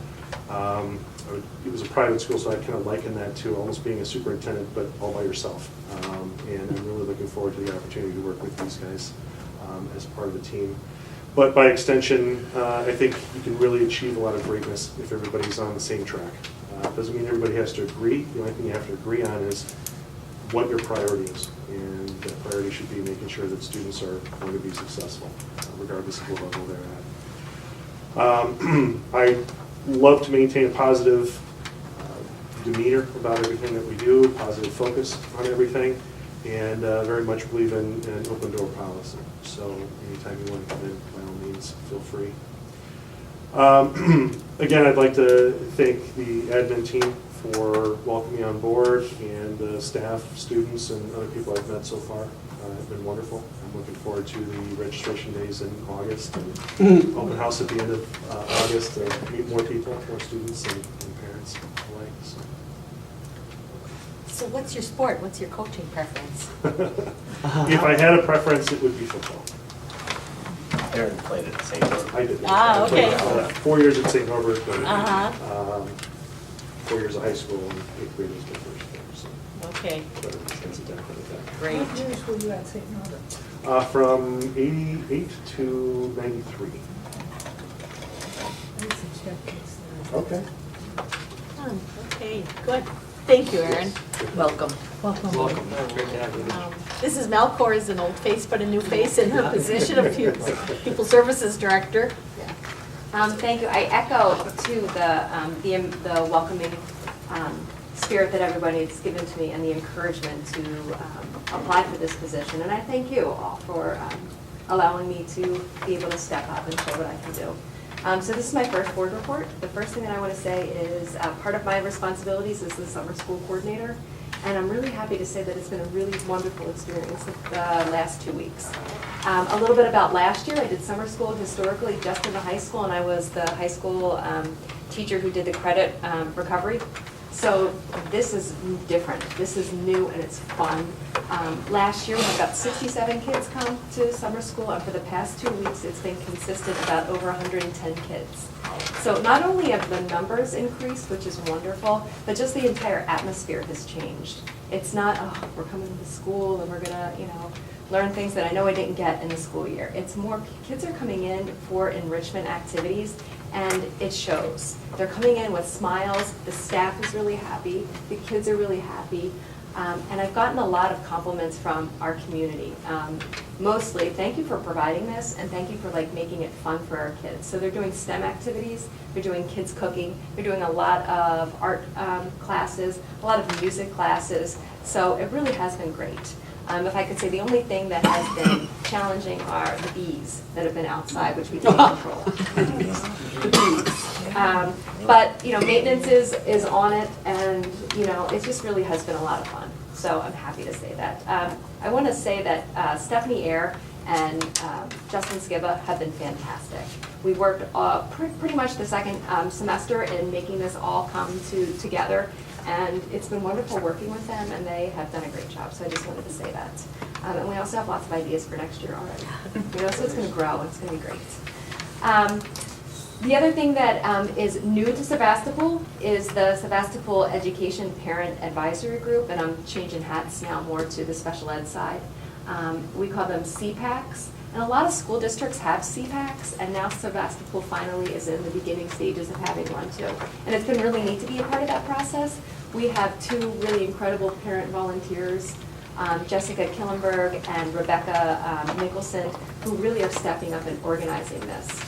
Some of the things that we're working on together are they have an informational brochure that's ready. They've created a website. They have a Facebook page for our families as well. What I am helping them with right now is working with CISA 7 to start collaborating on some different resources for our parents. One of the things that we're going to do is in the IEP room that's upstairs, we're going to make a wall with information that all parents need. We're also going to start working with the parent liaison at CISA 7 to come in and do little informational trainings for our parents who are new to special education or just have more existing questions, because it is such a big process that we want to be transparent the entire time about what special education is and help our parents, because they are one of the most important people on the IEP team. So look for that and some of the trainings that are going to be coming up too. The CPAC is also going to be at registration to start getting the word out that this is who we are and this is what we can offer. So they will be at registration for both days too, to start talking about the parent group that they are and to solicit some interest. I'm sure that you have been aware that we've gone through a special education audit, and I just wanted to give you an update about where we're at. Sue Anschutz and I have been reviewing all of the notes that were left for me as far as my responsibility to make sure our IEPs are compliant for next school year, and we are in the process of that. So all of our teachers who have IEPs that some things need to change a little bit are aware, and will have them all done before the beginning of the school year. So we've had Mr. Lickey's support to have the teachers come in and be able to do that so it's ready to go and we don't fix anything for the beginning of the school year. Another big part of the last, 3 weeks was staff recruitment. I'm happy you'll have a discussion you'll have an opportunity to discuss, but there was We had a full-time special education associate position and a full-time English language learner associate position. We had so many applicants. At first, I was like, oh, I'm not sure we're going to get anybody, because in the past years, there hasn't been a great interest. We had over 16 applications for the special education position and 8 applicants for the English language learner. I just thought that was fantastic. There's so many people that wanted to come to Sevastopol. I mean, it is a testament to what we do. So that was a good process, but we narrowed it down to 2, which you'll hear about a little later. And finally, just a couple of updates of the upcoming trainings. We have the nonviolent crisis training for our special education staff, and we've also asked other teachers, there were 20 available slots to be able to participate. We have 18 staff members who are participating on August 21st, and that's 8 to 2 right in here with CISA 7.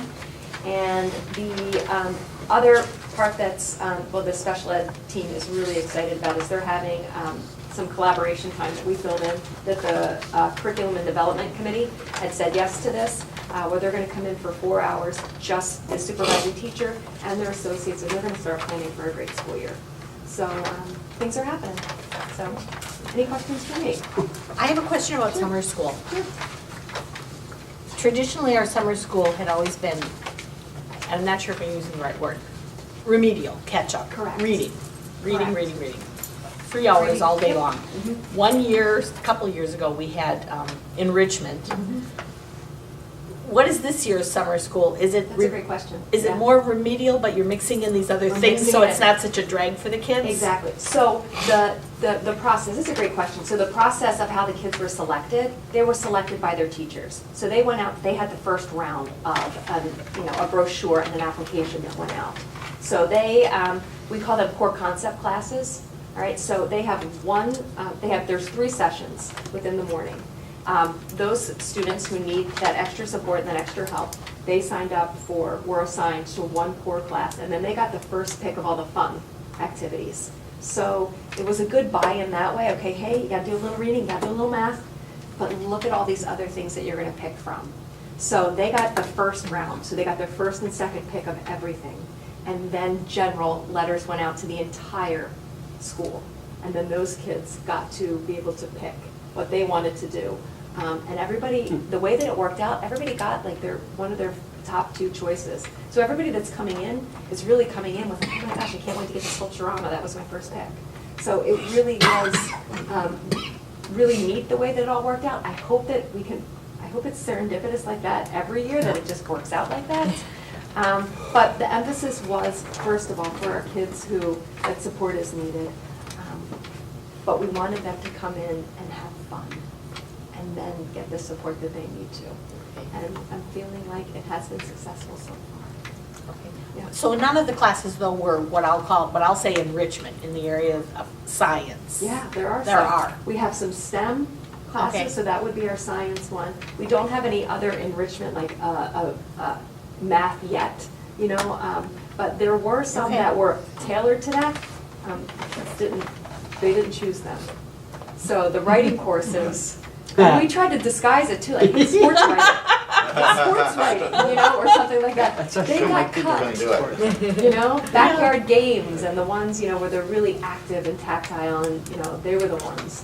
But I think that as the program grows, there's going to be an emphasis on that because they're really important to make sure that there are true enrichment or, I know part of my responsibility to grow is, the gifted and talented. We can look in those different directions and see what else we can bring in. So Great. it's a start. Okay, thank you. Any other questions for Melissa? Mr. Lutke? Yeah, I just have a list of dates for you and upcoming meetings. Tomorrow morning, the Oh, my Property, goodness. Building, and Security Committee is meeting. And we have a CFAC meeting, of course, on next Wednesday. Safety Committee meets on July 30th. Have 2 registrations on their orientations. New staff is on the 16th of August. And then this year, we're doing a substitute teacher orientation, a half day on the 22nd. We need to recruit some more substitute teachers, so we're going to invite them in, give them some training, let them know our procedures for around here, what our expectations are, and welcome them aboard and onboard them so they know what we're expecting when they do come on a daily basis. And then we have our new staff again on the 23rd, And then our all staff, there's the 27th, 28th, and 29th. The first day of the 27th is going to be packed with meetings, but that's okay, because that's part of getting back in the flow, so, yeah. And any of those breakfasts that you could make it, that'd be great. To welcome their new people, our staff back, and with their potential substitutes, that'd be great. We're trying to get word out about subs especially, so. We can work on something posting for the Facebook too, because there's, just to let them know that we're wanting to increase our pool. Substitutes, Right, yeah. right. that's Yeah. great. Mhm. I'll email them. Okay. Good.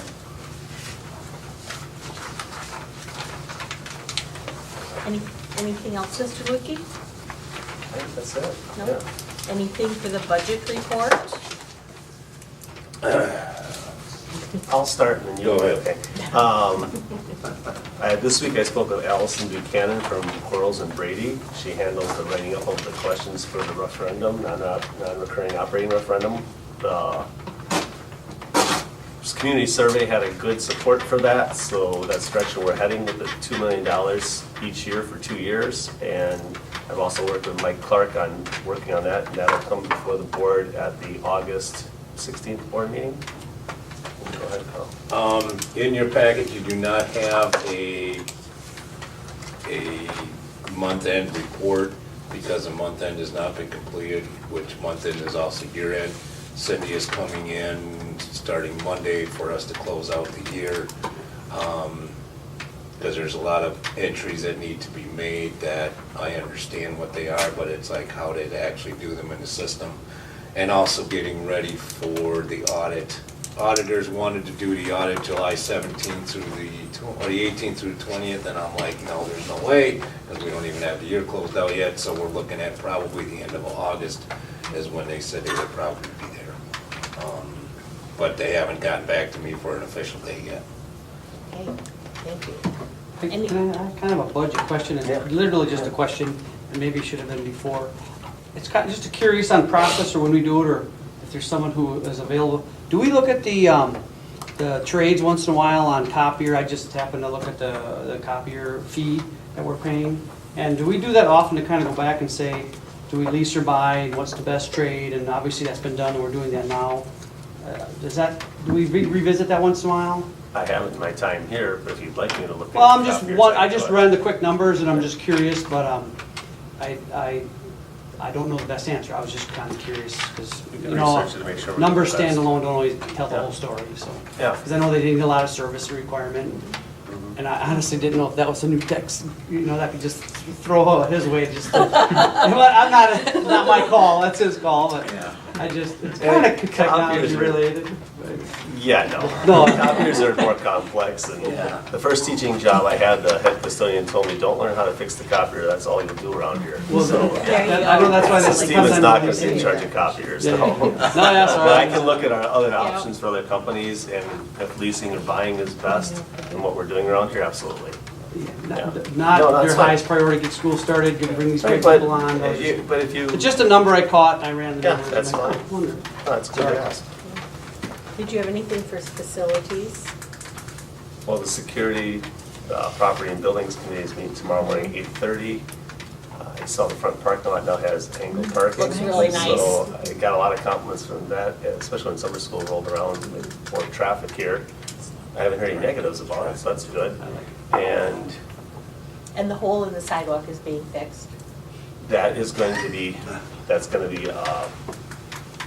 concreted, because we put the bricks in, it's the third time in 9 years I've had to take the bricks out and re-put them in, so it's gonna be concreted in, and it's gonna be a black concrete with a red motion S in the middle. 30-inch S, because that's as big as you can get it, so. Yes, that'll Yeah, look so nice. that'll be. Well, yeah, it's a big square. And we got a motion as approved? Yes. Right, so it's gonna be a red motion S. Sue will keep an eye on it to make sure Right. it's the right. Yeah. We'll move to old business then, and the CFAC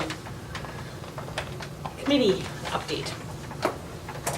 Well, on the committee, we got the survey back from the community, and options 1 and option 2 are not viable at this point.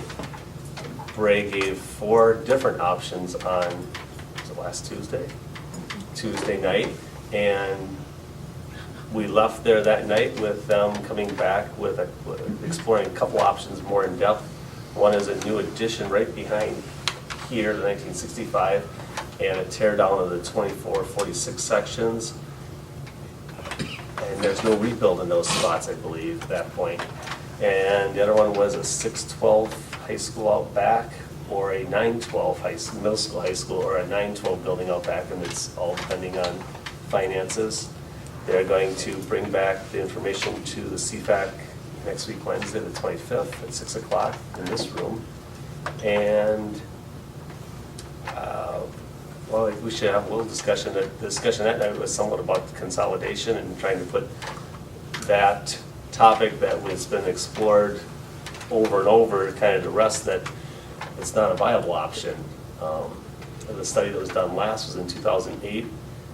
Gibraltar did not participate. It was between us and Sturgeon Bay, and it wasn't viable at that time. And since that time, their mill rate has increased at a higher rate than ours has. And so we would, if we combined, you would have a increase in your mill rate, which would be more than a couple of projects that are being presented now. So, but I think we got to talk a little bit of how to. I think we almost have to do, in regard to that, if we move forward with anything. Right. In regard to why tech ed, why science, what do we need? We almost need an FAQ on each of those things to get online, to email to those groups that you've talked to. Here's your answer on consolidation. These are the questions. What are the benefits? What are the negatives? And it would be great to go back and get a little history, because these talks have been happening since the 1960s. They happen about once every decade. And get some information from the people who were involved in those at that time as to why not. Well, and So- part of it too might be for the discussion is, like, I'm willing to say the data I've seen and the numbers, and you can dissect this lots of different ways, and as your planning horizon, 5 years, 10 years, or 100 years, right? But, and if you're talking to our taxpayers, and what the smart thing to do for our taxpayers is, with looking at that site picture in the long-term plan and looking at the mill rates of the other schools and the facility conditions, I don't see it making any financial sense to combine the schools. And that's kind of the question, do other people at this table not see it that way? Do they think consolidation, they've seen other data? Because that's the other thing I cultivate if I talk to people out in the community is, what data are they using to say, because that's what they come in and say, well, it's so much cheaper. And we need to get the data out there. And I don't believe, because it's been talked about for many, many years, and at the length of talking too long, so it's And quite action has never been taken. Action's on never been those taken, so I don't believe the past data studies. supports it. But yet, right now, it serves as a large distraction, and that's why I think maybe a FAQ, frequently asked question, is a good way to do it. But I think Kyle, if I'm interpreting, is the whole school board's kind of got to see if you want, where are you at on it? Do you agree with it? Do you not agree with it? Do you need more data? I think that's a discussion to see, because It's also a little bit philosophy. Is there an educational value to our students to consolidate? Is there a value to our students in this community for Sevastopol? That Sevastopol school exists. That's all aside from financial, that's just. well, I think, right, I would have that discussion longer than any of you guys would want to stick around here, but you got to come back to what I'm realizing now is, it's up to the voter. And I think what the survey is telling us very clearly is they greatly value the school, by the way. I think that's awesome. 60% support for that operational referendum. It was well. That's amazing, folks. Well done. I think they're really educated That on is awesome. that fact. And so let's keep track of that greatness. But I think that's why, So how do we educate them on? Well, all you have to look at is the Bay Shore District. They're paying $6 more per thousand, and the only difference is the school. Right. I mean, but You know, to me, your that's rate just is not $10 or your rate is Explain it. 16. Right. Now, sure, it's gonna be in the middle somewhere, but simple math. we can basically build a new school for the cost That's what I'm saying. If Well, you that's talk good about coming from you, Jay. consolidation, That's what that's how I see it. I'm like, Yeah, I mean, Very it's, simple just, explanations you know, like that. and It is. Yeah. I think some of the people that are raising the questions haven't been around as long as some of us That's have, fair. and they don't have all that I background. need more They should- patience. is They what you're don't telling me. understand it, so I think they that's. should look at the tax roll of city taxpayers and look at the tax roll of Sevastopol, equalized value, and No disrespect to no those people. disrespect to that. I'm not, no disrespect, but I'm just well, saying. nobody wants to pay more taxes. Nobody They wants to look pay on more the taxes. bottom line of their tax bill, and that's Well, there's what they nobody, see. right, I agree, well said, Jay. And you know, and I had a lady just in the office the other day. She's got a place on Clark's Lake, $400,000 the land. She's gonna knock down a $90,000 cottage and put up a $450,000 home. Well, she's paying $5,800 in taxes. She's gonna pay $9,000. But she says to me, it would just be devastating for me if we built a new school out there. And I thought, really?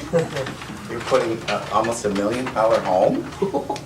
And she's a retired educator from Illinois. Holy cannoli. Yeah, but that's the You opposite. got better pensions up there. So, okay, so Well, in regard to consolidation, what? You gotta put that to bed.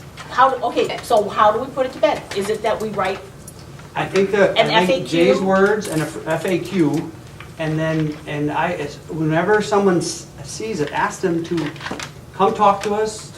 What is your perspective? When are you planning? Because you guys know me, I'm ornery, but kind of data-driven. I don't see it. I don't see it. I'll And go with you next time you go to see the Glen Drive. Lisa, I like your idea of the FAQ. I just think less is better. I mean, we Yeah, have a very simple. small group of people who won't put this to rest for whatever reason. But I don't want us to see us derailed on other issues that we could be putting in an FAQ to people that would empower them and help them learn and put all this emphasis on consolidation when. well, it's one FAQ. Right. I agree. I think it should be one FAQ. It's I guess. it's one out. It's one on Facebook, it's one out to the Glidden Drive group, it's one out to the shores of Jackson I Port, just it's think one out less to is the Bay better. Shore Drive. Well, and And what then I, we move on to, here's why we need to well, tap what or I science. heard too, and maybe that's a better way to say it, is, we're moving forward. That is it's just a piece of information that we need to get out. It's not a major derailer, because we all know that the numbers aren't gonna, that's what I think you're saying, is, and I love that. But just keep moving, finding a good option, finding the right dollar value that's reasonable, because that's a CFAC. Everyone recognizes the need. Walk through the school, the new guy walks through our school from Grafton saying, oh, there might be some improvements needed around here, and we're working on that. And that's what we need to focus on, Right. is that need and how much we can satisfy. And that's, I think, How much what education? driven by educational Yes, needs, if the it's gonna programs. be weighted, Sue's words this are, FAQ document is going to be weighted, I guess I'm just saying, I'd prefer that we nip it, say what we need to say, and then give them more information to help them. I do think both of the recent articles were very well written, and they were Yeah, they very were good. accurate to the meeting. What happened? Both the Advocate and the Pulse, I thought they were spot on. So would you like some help writing that? Yeah, I think I'm calling Jay to get some Okay. help on it, so I heard. Yeah. Do we want any data on past studies? well, Jay and Myron made a comment after the meeting, they can help, because we've been collecting, the CFAC has been collecting this data, actually. So we just need to capture it all, very simple, readable package that, and then we put it out there and then move on from it, and that's good. No, that's excellent. Okay. Is there, well, Go ahead. you want to talk about The CFAC discussions are going. the CFAC? I think, well, I'll say it this way, you guys all know that I'm one of the loudest supporters of the new school. With my background, I truly believe it's best for the taxpayer and the school. My personal opinion is the survey is speaking very clearly. I don't think that's gonna fly. So I really, what I'm discussing here, recommending, do we have the discussion to not discuss the new option back there? Although we agreed at the time to look at the option, but I just think renovating this school is our most likely path forward with the taxpayer.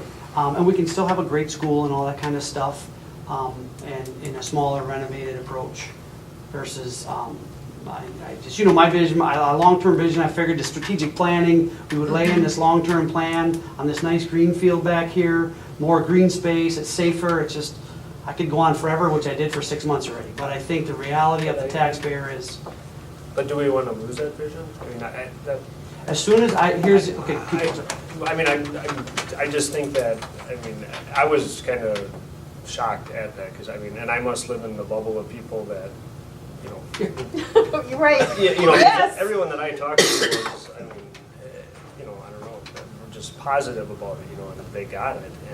And then to see that, you know, was not the case, I was just kind of surprised.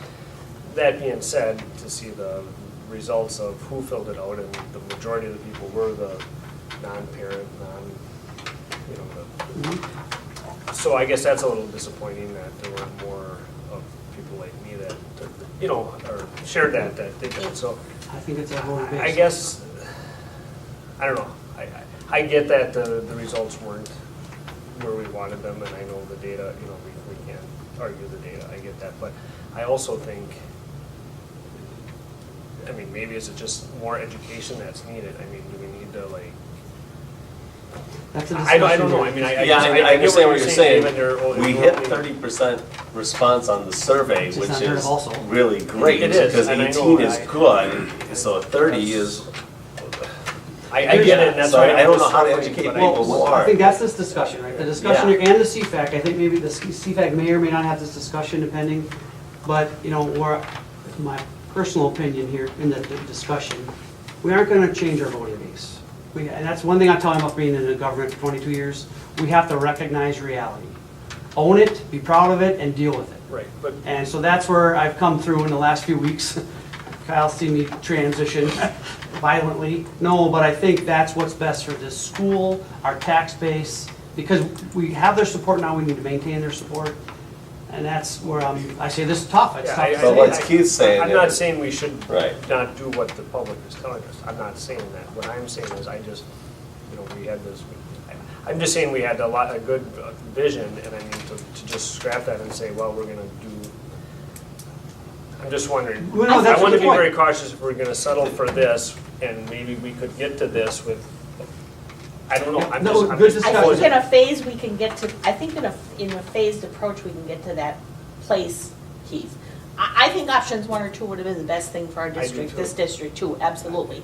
We're not gonna get there. You gotta be realistic. But think about do. building something new behind here that houses our tech ed, maybe high school science, we get some kids off the 2nd and 3rd floor Right behind into, here, you mean? into classrooms. So now we've got something new there. Right, And the next phase is something new added on. right. And I Added think we onto have that that. vision. I just don't want to lose sight of that. I mean, we So- want to do. The board vision, the CFAC vision have got to Thanks. dovetail Be the together. same, and Right. weave Cognitive that of into the right. community to get behind it. That's the Say debate, because yes. here's my concern. First, I'll say my assumption. Wherever we make this first investment is where we're going to be. I think it would be hard to invest here on this local footprint and then move back there. That's why I say this decision, it is what it is, but it sets the course, I think. That's my personal opinion, right? And then, because the visions will have to line up from that anchor point, whatever, if something is moved forward on. And for me, Lisa, my only personal opinion is, I'm not sure we can sell a smaller dollar value back there. That's part of, that's what I I'm don't think we can sell a smaller dollar value back there. I think we can get the dollar value attached to here. Oh, and then we would, so we'll, yeah, okay, We then get our I'm tech, agree with you. we get tech ed, we get science, we get what we need right here attached to Yes, 1965. And get some kids off the 2nd and 3rd floor. And then the next, There would be a so then the follow-on next phase phase would be attached to an this structure. attached, To this structure, yes, I agree with that. attached, Because there's still to needs, that. I mean, there are still So- outstanding so- needs, long-term. not a new green space, but, Okay, I'm with you. so eventually Yep, that's where I'm at. eventually we keep moving back, but we're attached to the 19, the 2000, we're attached to the Well, 2020 edition. unfortunately, yeah, that's kind of where it's driving us based So- on highest priority, I most just important wish the need. community would understand that too, when you're talking about a renovation project, the learning aspect of, you know, building something while still trying to carry on teaching your kids. I mean, I just think. and the duration. That's where probably this new thing, this new piece behind this 1965 portion would be. That'd be building, and we wouldn't be interrupting Very as much. limited. It'd be very limited compared to renovating, yeah. That would be great. I mean, I just. It's difficult, yeah. Well, you sort of got to see what they come up with too. Right. I mean, it's not, I mean, they did a lot in just a couple There, of yeah. days, so I think this, Put some thought into it. and- next Wednesday, they'll have a lot more see detail. what, Any other questions, discussion on I just CPAC? have something very small, it's niggling at me. And that's that whole piece of the survey. I've had a number of people approach me saying, you know, and I know we contracted with them and they were quote-unquote an experienced entity doing surveys, but the people that have approached me are concerned that they didn't get 2 per household. They got 1 survey. And there were 2 voters in the home. And I just wonder if it had been adjusted accordingly, would we see a different picture? I know we're not gonna go backwards and resurvey and all that. I don't think so, because Bill Foster said 400 surveys, that pretty much gave you your course, and we hit over 900, and he said, you got another 100, it would go 1% over either way. And we did have a lot of folks call the office to get extra codes, or come to the office and pick up an extra survey, because we did say if you have 2 or more voters at your household, to come pick them up or call for a code, and we had a significant number of phone calls, maybe, I've had a lot of people, if I may, Right. to add to that, I've had a lot of people come and say the same thing, and we should have had more more people responding to it, even though the numbers statistically are good. Amazing. yeah. So then, but, so my point, then Right. let's get out the vote and get more people involved, but this is where this is our voting population, and I'm just wondering. can't change what their schedules are, what their days are, what kept them away from filling out the survey. Other than those scenarios, it's probably gonna keep them away from possibly voting, so but it still said on the survey, you need a second one. I'm just looking at Contact lessons us. learned, Yeah. let's hang on to That's why I that. guess I live in a. Well, future. I have heard that. So, yeah. It didn't, so But in the same way, look how many households got 1 and didn't fill it out, so it's Right, like. that's what I'm saying. Did we Yeah. just get, when I say we, like me, did I just get beat at the polls? Like there was more naysayers out there taking the survey than the people that, and which would surprise me, because if you're positive about something, you'd think, that's what I felt out as soon as I came, you know, I went, yeah, heck yeah, that's, anyway, I But just, some people, if they aren't excited about it, they're not, well, and they're then if they're not excited. to go vote either, you know? That's true, so. Like they're thinking, you know, Green Bay's putting marijuana on the ballot and. I think that And really they high think that young response people rate, come. that really high response rate in the town of Sevastopol, I know they're bigger, but that really high response rate was telling that there were a lot of people, and all those paper surveys, a lot of people were excited that we're not gonna let this happen. Well, I think that's what we've done, Kyle, That's and right. the group has done a great job communicating the best they could. And so Yeah, you that's did why I a think great it kind of job represents what the everywhere. community I thinks. definitely think so. A lot of work, and that's why I don't want to lose that dream and that. Yeah. Right, but it's, So- we gotta make sure our vision and the Yeah, absolutely. CPAC vision is the same in the end, They so. worked really hard. Yep. Yep. Okay, we will move on to the second reading of policies. Can I hear a motion to approve policy 5111.01, the second reading? I move to approve 5111.01 homeless students, second reading. Second. Questions or discussion? All in favor, say aye. Aye. Opposed? Motion carried. We then have policy number 511.03, children and youth in foster care. Can I hear a motion for approval of that second reading? I move we approve 5111.03, children and youth in foster care, second reading.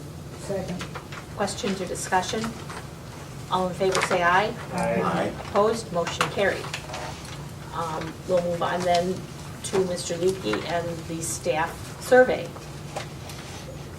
We heard the staff survey last week before the other one. I followed up by sharing it with the administrative team, the same PowerPoint that we had. Here is a secondary, I only have copies for board members, I think. Maybe one extra. But this is this is based on the comments. What School Perceptions then did was looked at common themes, and it was from all remember how there's like 12 different areas? They looked for common themes throughout them all and came up with different areas. And I'll go over this to that team after I share it with you guys, but Bill Foster and I spoke earlier this week on it. And they had common themes. It's staff members offered suggestions to improve communication, which I know our communications committee was really active last year. Staff members expressed concerns with availability, technology, and support, and we've made a change there starting July 1. Staff members would like more support for students' social and emotional needs. Well, we've been moving forward on that for a long time. And so those are like the one, and it's also staff members would like more opportunities for meaningful training and professional development. And those are the 4 areas where we could use some improvement. And then the last section is the best things about the district. So I kind of took the comments. They're generic in nature. There's no names or no, they just kind of loop them together and made them for you to see what they are. And I'll share them with the admin team, but I thought I should share it with you guys first.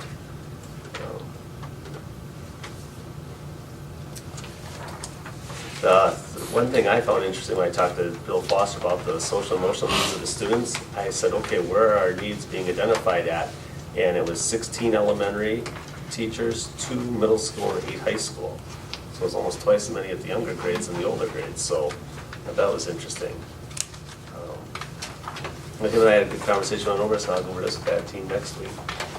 But it gives us some kind of things, and I am happy that we are already addressing some of these, so that's what we wanted it for. And I thought Dave had a good point about we're not interested in how 18 looked to 17. I mean, we are, but we're more interested in how we compare to other districts of our makeup and size and demographics, and that was illustrated greatly in the survey we saw last week.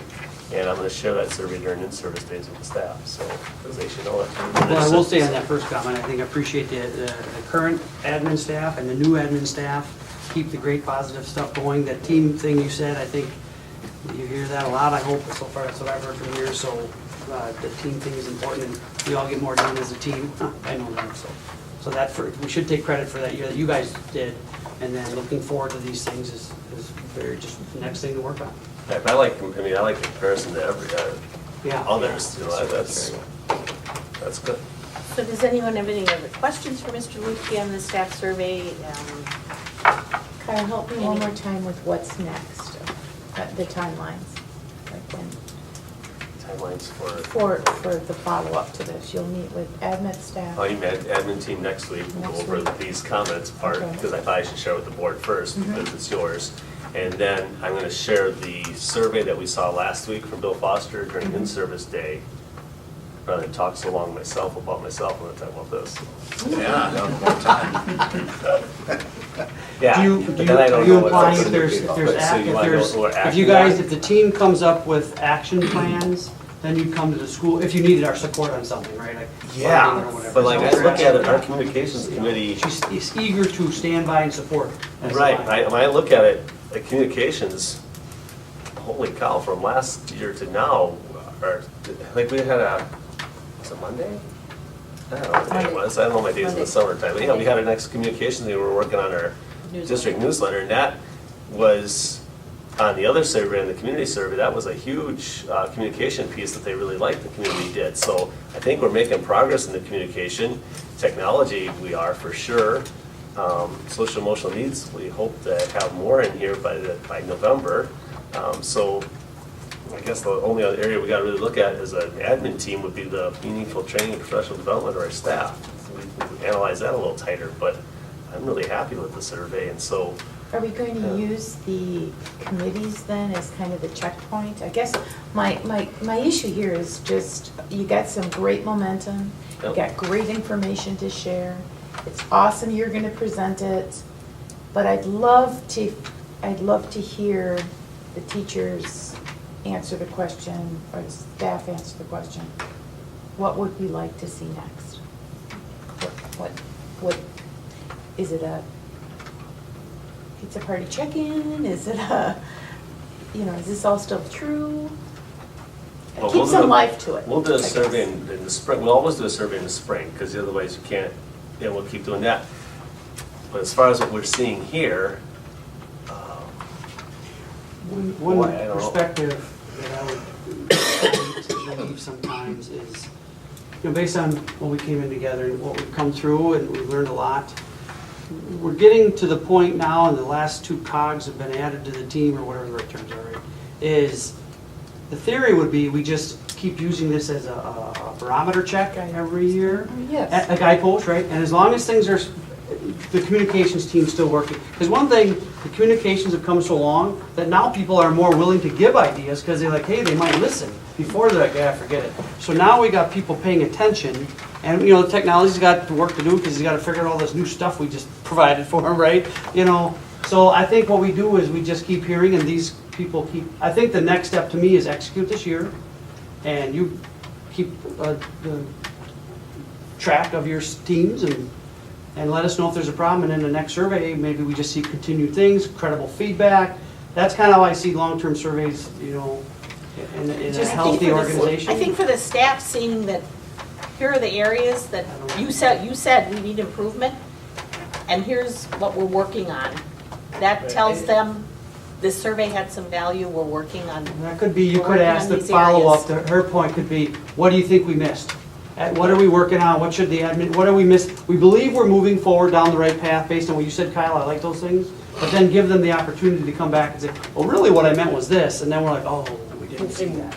If there's data in there that you can celebrate successes for, like if, when he did compare us, not historically, but against other districts and stuff, I mean, if we did compare, good against that, so we should celebrate that, like, is it a pizza party or, like that. I'm just saying that. I'm saying as you build up, we have been through a lot over the years, and then we're building a. Well, let's celebrate it at the staff Jeremy's picnic too we're gonna talk about later, okay? Because There we go. Right. It's a culture survey, so. Yeah. But just when I look at, like communications, okay, we did great to improve it, but we still got a whole laundry list on our things we want to do. Technology, we want to get to 1-to-1, so that technology committee's got goals yet. The social emotional needs, it's not here yet, but it's getting closer. We had a meeting yesterday, and we're talking November, actual services for kids, so we're not all done yet. And meaningful training and professional development, yeah, that's when we're going to have to delve into it and say, okay, what are you talking about exactly, and be more specific. So, yeah, and then hopefully next year's survey, something else will pop up that we already have an idea about. Because to me, when this comes back in the survey, and we can say, well, we knew communication, we knew technology, we knew social emotional needs, we weren't, professional development, that was kind of surprised me. Okay, the 3 out of 4, we kind of already were on our radar. I think we're doing pretty good. I don't know, 75% to C, I guess. Weighted grade. Yeah, maybe we're waiting, great. I would like a weighted scale. Okay.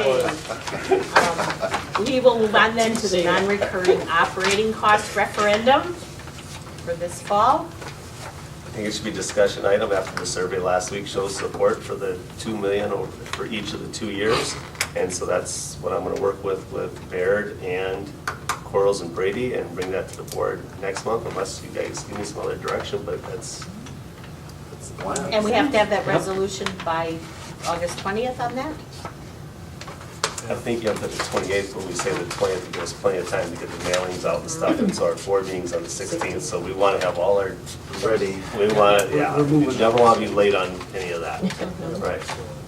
So, Yeah, I think. You need something from us, or? no motion, just discussion, and next, just heads up, and as long as I hear we're on the same page, it's okay. Very good. Then we'll move into our new business. First item is alternative open enrollment applications. Sent us a revised one for that? Yeah, we got another one in today that added student number 6. So these are all requests to transfer in, and we have room in all of these grades. If you look on the next page, it has the areas. So yes, we have room in all the grades. So there's none that We don't we have, put nobody in. can Can you get roll it on one motion? I think we should roll it out. Can we roll it out? Yeah, as long as they're- So then we'll look for a motion to approve the transfers in to Sevastopol. I make a motion to accept students 1 through 6 as open enrollments into the district. Is there, questions or comments regarding open enrollment? Hearing none, all in favor say aye. Aye. Opposed? Motion carried.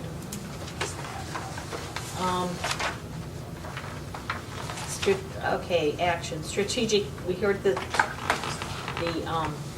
presentation on strategic planning earlier. So is there further discussion regarding that? You want to take us on now? Or, well, I'm a big supporter of it. I think Sue and it's a good Cindy and I idea, heard the whole But presentation. I know I won't be doing the work. Right. The my- three of us heard it, but I mean, if you guys need more information, it can be It'll tabled be for a one of month. 25, but not number one, right? Just, I'm not one of 20. just in looking at it and what's involved, my one concern was, Mr. Lukey has, if we are able to go in November for some kind of a building referendum, capital referendum, he has all of that on his duty plate right now. So are we ready to add strategic planning onto his duty plate See, what right now? That would, exactly my question, and I would almost give you the flexibility to talk to your kind of new team, give them more than 3 days, and find out where you're at, because we made it this far. I mean, we got some great experience on the board I'm learning from, and we can keep going, and maybe we do this next year.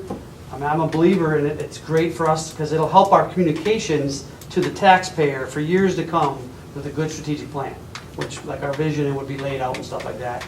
But I also, we got to educate kids and all that other stuff, and this building thing is very important, so kind of. In August, we'll know more about the building too.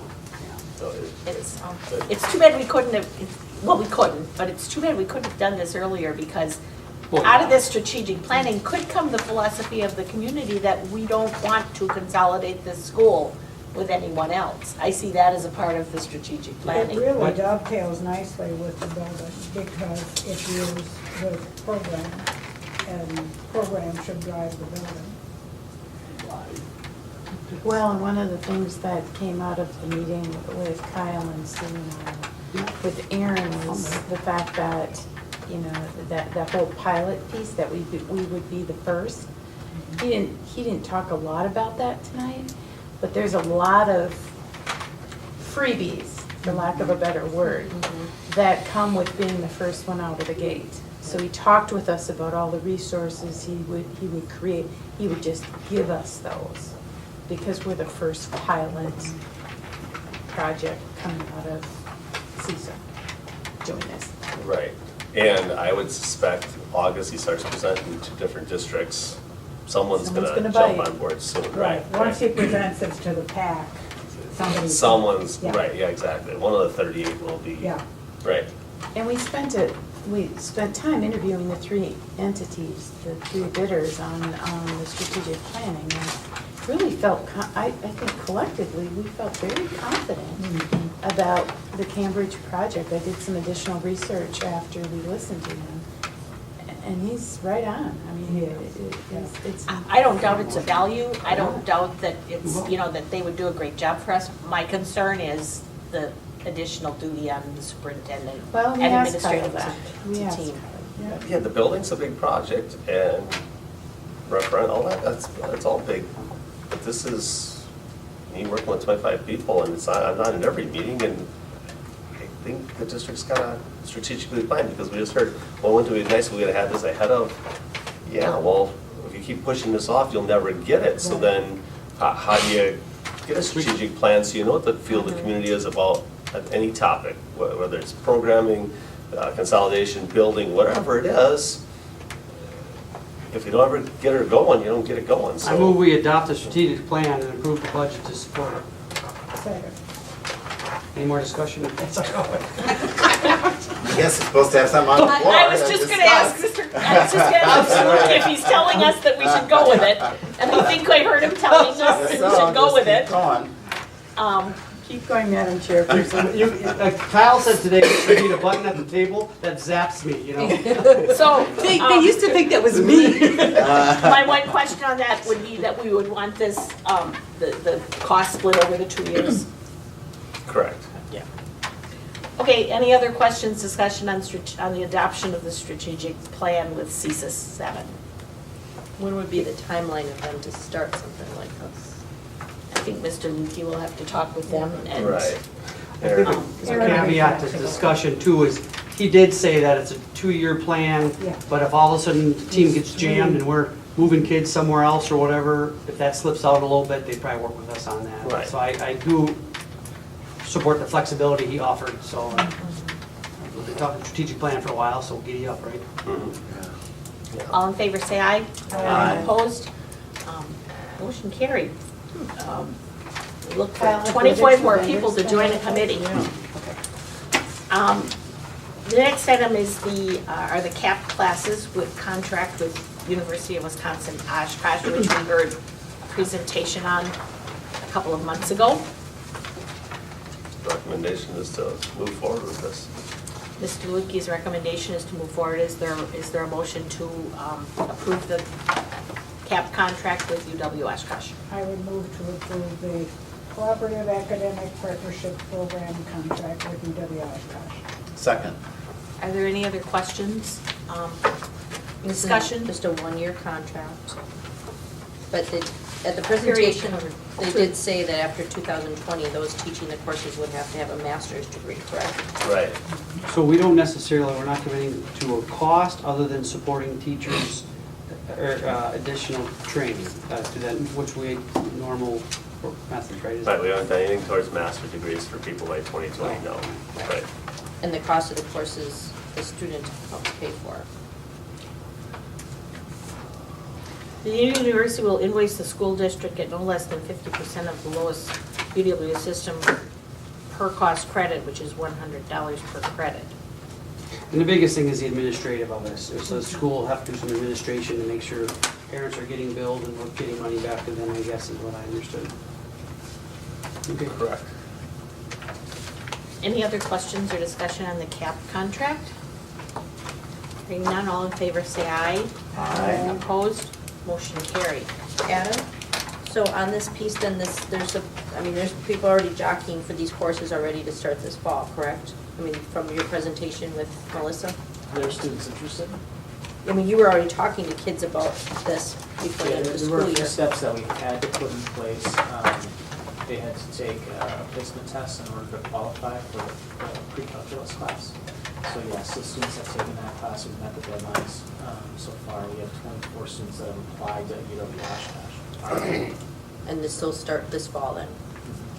So, The next item on our agenda is the picnic to welcome new staff members. Last year, the school, traditionally, the kitchen staff has taken responsibility for that picnic. Last year, the school board took responsibility for it. Do you want to do that again? Do we want to do that again? Well, I think it was very well received. I mean, staff seemed very appreciative of it. And I mean, even though it was happening in the past, we were trying to make it that they didn't have to do anything for it, that we did it for them. It was pretty simple. Is that something that, as administrators, that you enjoyed? I know you weren't As here a for new it, staff Mr. member, I Nelson. appreciated it. Yeah. It was a nice. Yeah, it was a warm nice way welcoming for all the event. new staff to meet. And then it was a family event too, so your spouses and your It was children cold. were. I learned to bring a jacket to door county events. Yeah. Yeah, it's always cold. I Blows did off not the know lake. that. Yeah. Doesn't matter when it is. It's nice. When, I'm good either way, I don't know, I'll be busy, and last time I didn't end up doing anything, so thank you. Well, I mean, it was a lot, like your husband did all the hamburgers and stuff. I mean, that was a lot of work for them. No, Other it- than us just coming and serving, you know. I guess I would commit again Yeah. that we will prepare all of the, and put it in Esco roasters and bring it. I don't know how Karen and I divided up the rest of it. I just did a bunch of the shopping and, we just communicated back and forth. I mean, that kind of stuff doesn't intimidate me. No. So I have a child I'm moving to college that week, so I. When is that again? I was looking The at- date. Yeah, what's the date? Yeah. Adam, Do we have a date? you've got all the dates of Was what's it the going on. for 27th? What you organized. 27th of August? Last year was on that Wednesday It was of on that in-service week, right? Welcome back breakfast. Yeah, but welcome back Monday or breakfast. Tuesday would be The better. Wednesday, the 30th, that was last year. It the would third be, day. it was on Wednesday because it was the last day of in-service. So it's not on And then this list people- here then? And then No, people- because it hasn't been And then people assigned would yet. be off for their Labor Day weekend. Yeah, I won't be yeah, here they- Tuesday. Melissa. Can I add, I think we get more people to the, more families to the picnic if it wasn't on the last day of in-service. That's what I was Because a lot of thinking the, the staff members are like, oh, we're gonna go away. Yeah, right. Yeah. So then they're torn between, Yeah. I think it's very well received. I think more participation would happen if it wasn't just the last day. It's- Then it would have to be the first on that Monday, because Tuesday's open house. Right, so it'd be the 27th, which is kind of a kickoff to the week, and they're gonna get breakfast and lunch that day. Hey, what a deal. Is that what you were thinking, the Monday or some Parties are other full. week altogether? No, I think within that week, everybody gets to their, you get your Coming game back. face back on, you're there, and I just think it's a nice way to celebrate. But it would, like, the last day, it just seems like people are wanting to have that last Labor Day Yeah, I time. can't argue with that. So we're thinking the 27th? Because you said 28th is open house. 28th is open house, right? Well, what prevents us from doing it after the 28th? They're, then they're leaving, because it's it's their a last week. day of in-service is what she's saying. And then school And starts. then school starts, unless you want to do it after school start, but I don't And know. then sports are in Right. high gear. Practice of the willpower. The It's 28th not- could Yeah, also right, the be- farther you get away from the beginning. It could be. The annual meeting on the 28th is. 28th is the annual meeting. 28th is the annual meeting and open house, right? Yeah, so the Oh, 28th annual out. meeting is open. So 28th. Well, as far as the food service staff doing it, I mean, they have all the equipment, they know how to do it, I think. They seemed disappointed last year Yeah, that they didn't do it. yeah, they were. Yeah. Well, maybe we could do it in partnership. Think we could be surveyed? Yeah, they do all the work. Well, let's We serve. go back to Sue's point. I think the reason we did it was we had a perception that they felt it as a burden. Yeah. And so we were trying to say, well, out of respect for Everyone. They're doing everyone, 3 Come breakfasts. enjoy the night come rather enjoy. than work. If then they- yeah. Maybe that's a question, ask the team if they want to do that or not. If they want us to do it, well, it sounds like we do figure it out. So figure it out.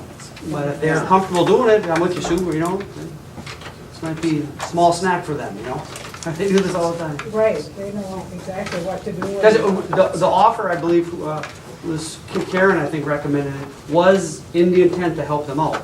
And if they'd rather do it, then. Well, it was just, because we wanted to look at it as Yep. the board doing this for the staff, and so sometimes when we say the staff, well, then it's like, the staff, but everybody but the kitchen help, Right, because then they right, have to right. work, because like, on that schedule, there are already 3 breakfasts that they are doing and coming in early for staff, so this would be, we had coaches come over, and, all the new staff. How about if at this point we pick a date and then I can check with all the cooks to see, do you want to come as a picnicker or as a server, Right. right? Yeah, check it out with them and see what they feel like. Or They do can do it they just either want way. to provide the food and we do the serving? Yeah, The serving's the easy part. The serving's the. That's the fun serving's part, I easy mean, the work part was you The guys doing all serving's that the easy stuff. part. Right, Yeah, right. Well, it that's wasn't not hard. work anyway. I just did the food part, it was awesome. So what I'm Tough hearing to- is, we So ask the the Monday, cooks I what think- role they want, if they Yeah, want. right. Yeah. Right. Yeah. If we get the We day. don't wanna want to do make a it- burden to them, but if they get pleasure out If of we have an RSVP, it's pretty easy to do it, if it's I not, think most Yeah. of his comments is. Yeah. It's a 27th. half-hour organization. 27th is the date? That's the tentative date, the yeah, Monday the 27th? 27th, okay. Okay, well, we'll, So popular. Mr. Luke, you will let us, I will talk to the cooks and find out. Oh, you are, wow. okay. The next item is the notice to parents and guardians on academic standards. Is there a motion to approve that notice? You might want to ask the boss. Move to approve the notice to parents, guardians on academic standards. Second. Any questions or comments? Comments from administration? All in favor, say aye. Aye. Opposed? Motion carried. Before you move on, Lisa, I just want to make sure that there was no motion, there's no action taken on the picnic. Right. The date Right. is set. Correct. I think it was, that was a discussion. No, that was actually action, Was Well, the action. date, they just picked. that was They it. Picked a date. but there was no There's motion no on motion. it. Okay. We then have. I'll just put no action taken, so I just make sure I get it. We then have one milk bid by Brothers Dairy. Is there a motion to accept that? I make a motion to approve the 2018-2019 milk bid. Brothers Dairy. Second. Any questions or discussion? I think for as long as I can remember, Brothers Dairy always wins out, so nobody bids anymore. All in favor, say aye. Aye. Opposed? Motion carried. Then we need approval of the faculty staff handbooks. Is there a motion for approval? I'll move to approve the 2018-19 faculty staff handbooks. Is there a second? I'll second that. Questions or discussion? For the authors? We combined it this year, so we have a K through 12 faculty statements. Hearing no questions or discussion, all in favor say aye. Aye. Opposed? Motion carried. We then have the annual meeting on August 28th. And that will be, as it usually is.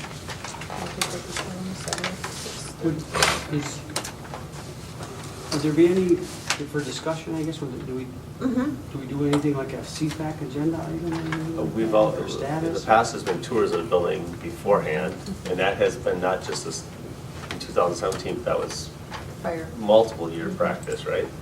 Do we give them like a status, here's we've come this far since almost a year ago? I mean, I didn't know if there was had a place on the agenda or not, I'm not pushing for it. No, one talent's spot on the agenda. And what about, was this an opportunity to market if we move forward in that strategic plan, to get more people in? We would give Sign up for tours that at other that time. new and- effort? We would give tours, this is really a meeting, Ran by the committee. it's the Right. people's meeting. Yeah, so the answer to the question is, really, no, it'll run kind of like every other year. Thank you, yep, I'm sorry. Right, but we can have a presentation before the annual meeting that night. We can decide that at the August board meeting, we'll have more direction at the August board meeting. What direction? Right. One of the teachers asked me at the communication committee the other day if we were going to have a welcome the new principal. That is the night of the elementary open house, and I've met people at registration. I don't know if we want to have a welcome the new principal for a half hour before the meeting, where they can come in and meet Mr. Hiltz, or not. I think it would be a nice gesture. How big? Oh, wow. Hey, Yes. Definitely. I know, we all know Melissa, but would it be for both then? Or no, it's just because it's a new family in town versus, Well, it could be for both. I don't It know. could- Yeah. Because Why we not? don't know for both. Mhm. It's- Okay, so for the 30 minutes before the meeting, it would be welcome our new administrators. New administrative team members. Mhm. Okay, good. What's that? I don't, August 28th. That was weird. I'm sorry, do we ask if they want to do something like that? I'm sorry. I was just Stuck. We're gonna welcome them. Take this, you're gonna like it.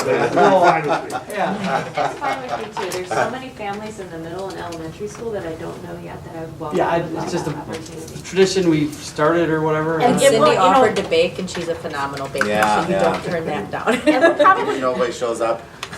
One more for us. I envision this year getting some more community members in, just because of the whole building referendum discussion. We'll have more community there. So it'll be a good opportunity for Trying to you hurt to you, touch believe it or base not. with some of those people. That's great. Okay. Then we have the first reading of some policies. So can I hear a motion to approve the first policy, number 2271? I would move to approve the first reading of policy 2271, which should actually be titled Early College Credit Program. Youth Options is what is being replaced by the Early College Credit Program by state law. Second that. Questions or comments on that one? Say it again, Sue, what is it It replaced? used to be called Youth Options Program. It now is Early College Credit Program by state law. And so really what our item I should be is first reading policy 2271, Early College Credit Program. No, I'm not. But Any it was an other, existing policy, so, right? Right, Right, right. Yeah. The early college credit. Yeah. is it's just got a different name. Right. Yeah. And some different requirements. Right. Any other questions or comments on that policy? All in favor of the first reading, say aye. Aye. Opposed, motion carried. Policy 5113, course options, looking for a motion to approve that first reading. I would move to approve 5113.01, and it should be titled Part-Time Open Enrollment, which is replacing course options. Is there a second on that? Second. Questions or discussion? Hearing none, all in favor say aye. Aye. Opposed, motion carried. Policy number 8210, school calendar. Motion to approve first reading on that. I'll move to approve policy 8210, school calendar. Second. Questions or discussion on that one? All in favor say aye. Aye. Opposed, motion carried. Policy 3120.01, job descriptions, motion to approve that first reading.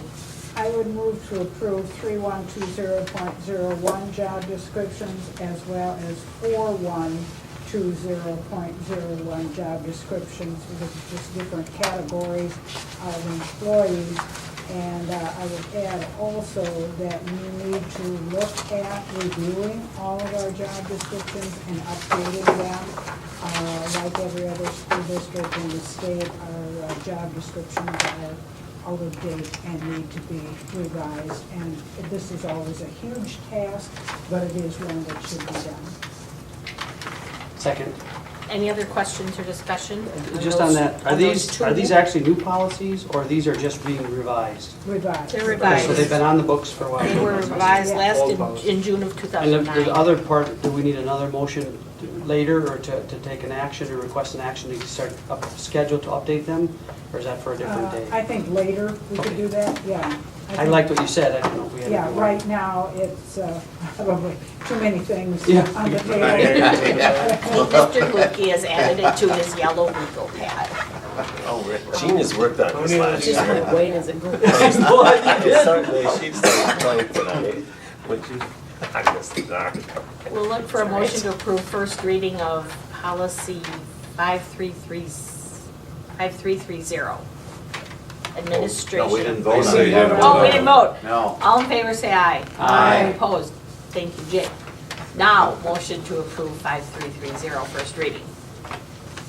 I'll move to approve 5330, administration of medication, emergency care. Second. Any questions or discussion on that policy? When they say last modified, was that last modified by our district on March 1st? Or is that Bob Worley, when it says Bob Worley, last modified, how does that work? That was his work on it. So we Ours would've revised it in been- 2009? Yeah. Okay, Yeah. very good, thank you. All in favor, say aye. Aye. Opposed? Motion carried.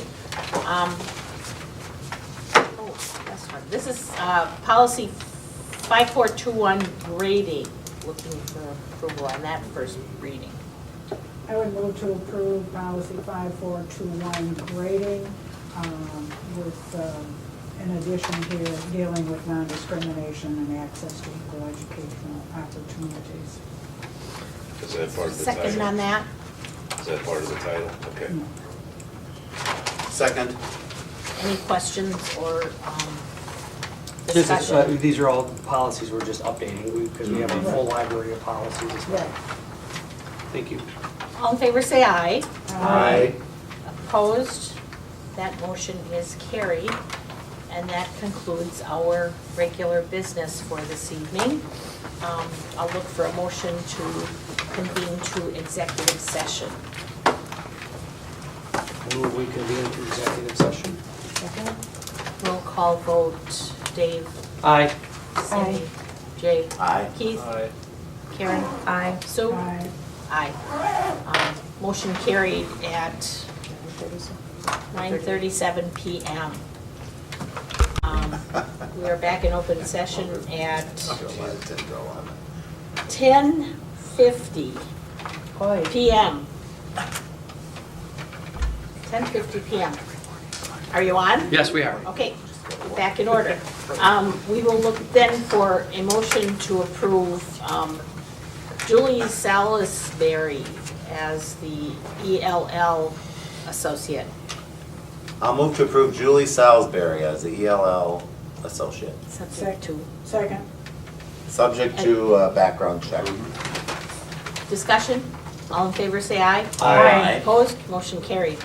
Look for a motion on Kaylee Sinclair as the special education associate. I make a motion to approve Kaylee Sinclair as the special education aide. Second. Questions, comments? Hearing none. All in favor, say aye. Aye. Opposed? Motion carried. Lucas Stevenson as the special education full-time associate. I'll make a motion to approve Lucas Stevenson With a background check. with a background check. Second? Oh, That's right. put Cindy in there. Questions, comments? All in favor, say aye. Aye. Opposed? Motion carried. We have a school board meeting on August 16th. We have the annual meeting on August 28th, and the CFAC will meet next Wednesday on the 25th. Is there a motion to adjourn? So moved. Second. All in favor, say aye. Aye. Opposed? We are adjourned at 10:52 PM.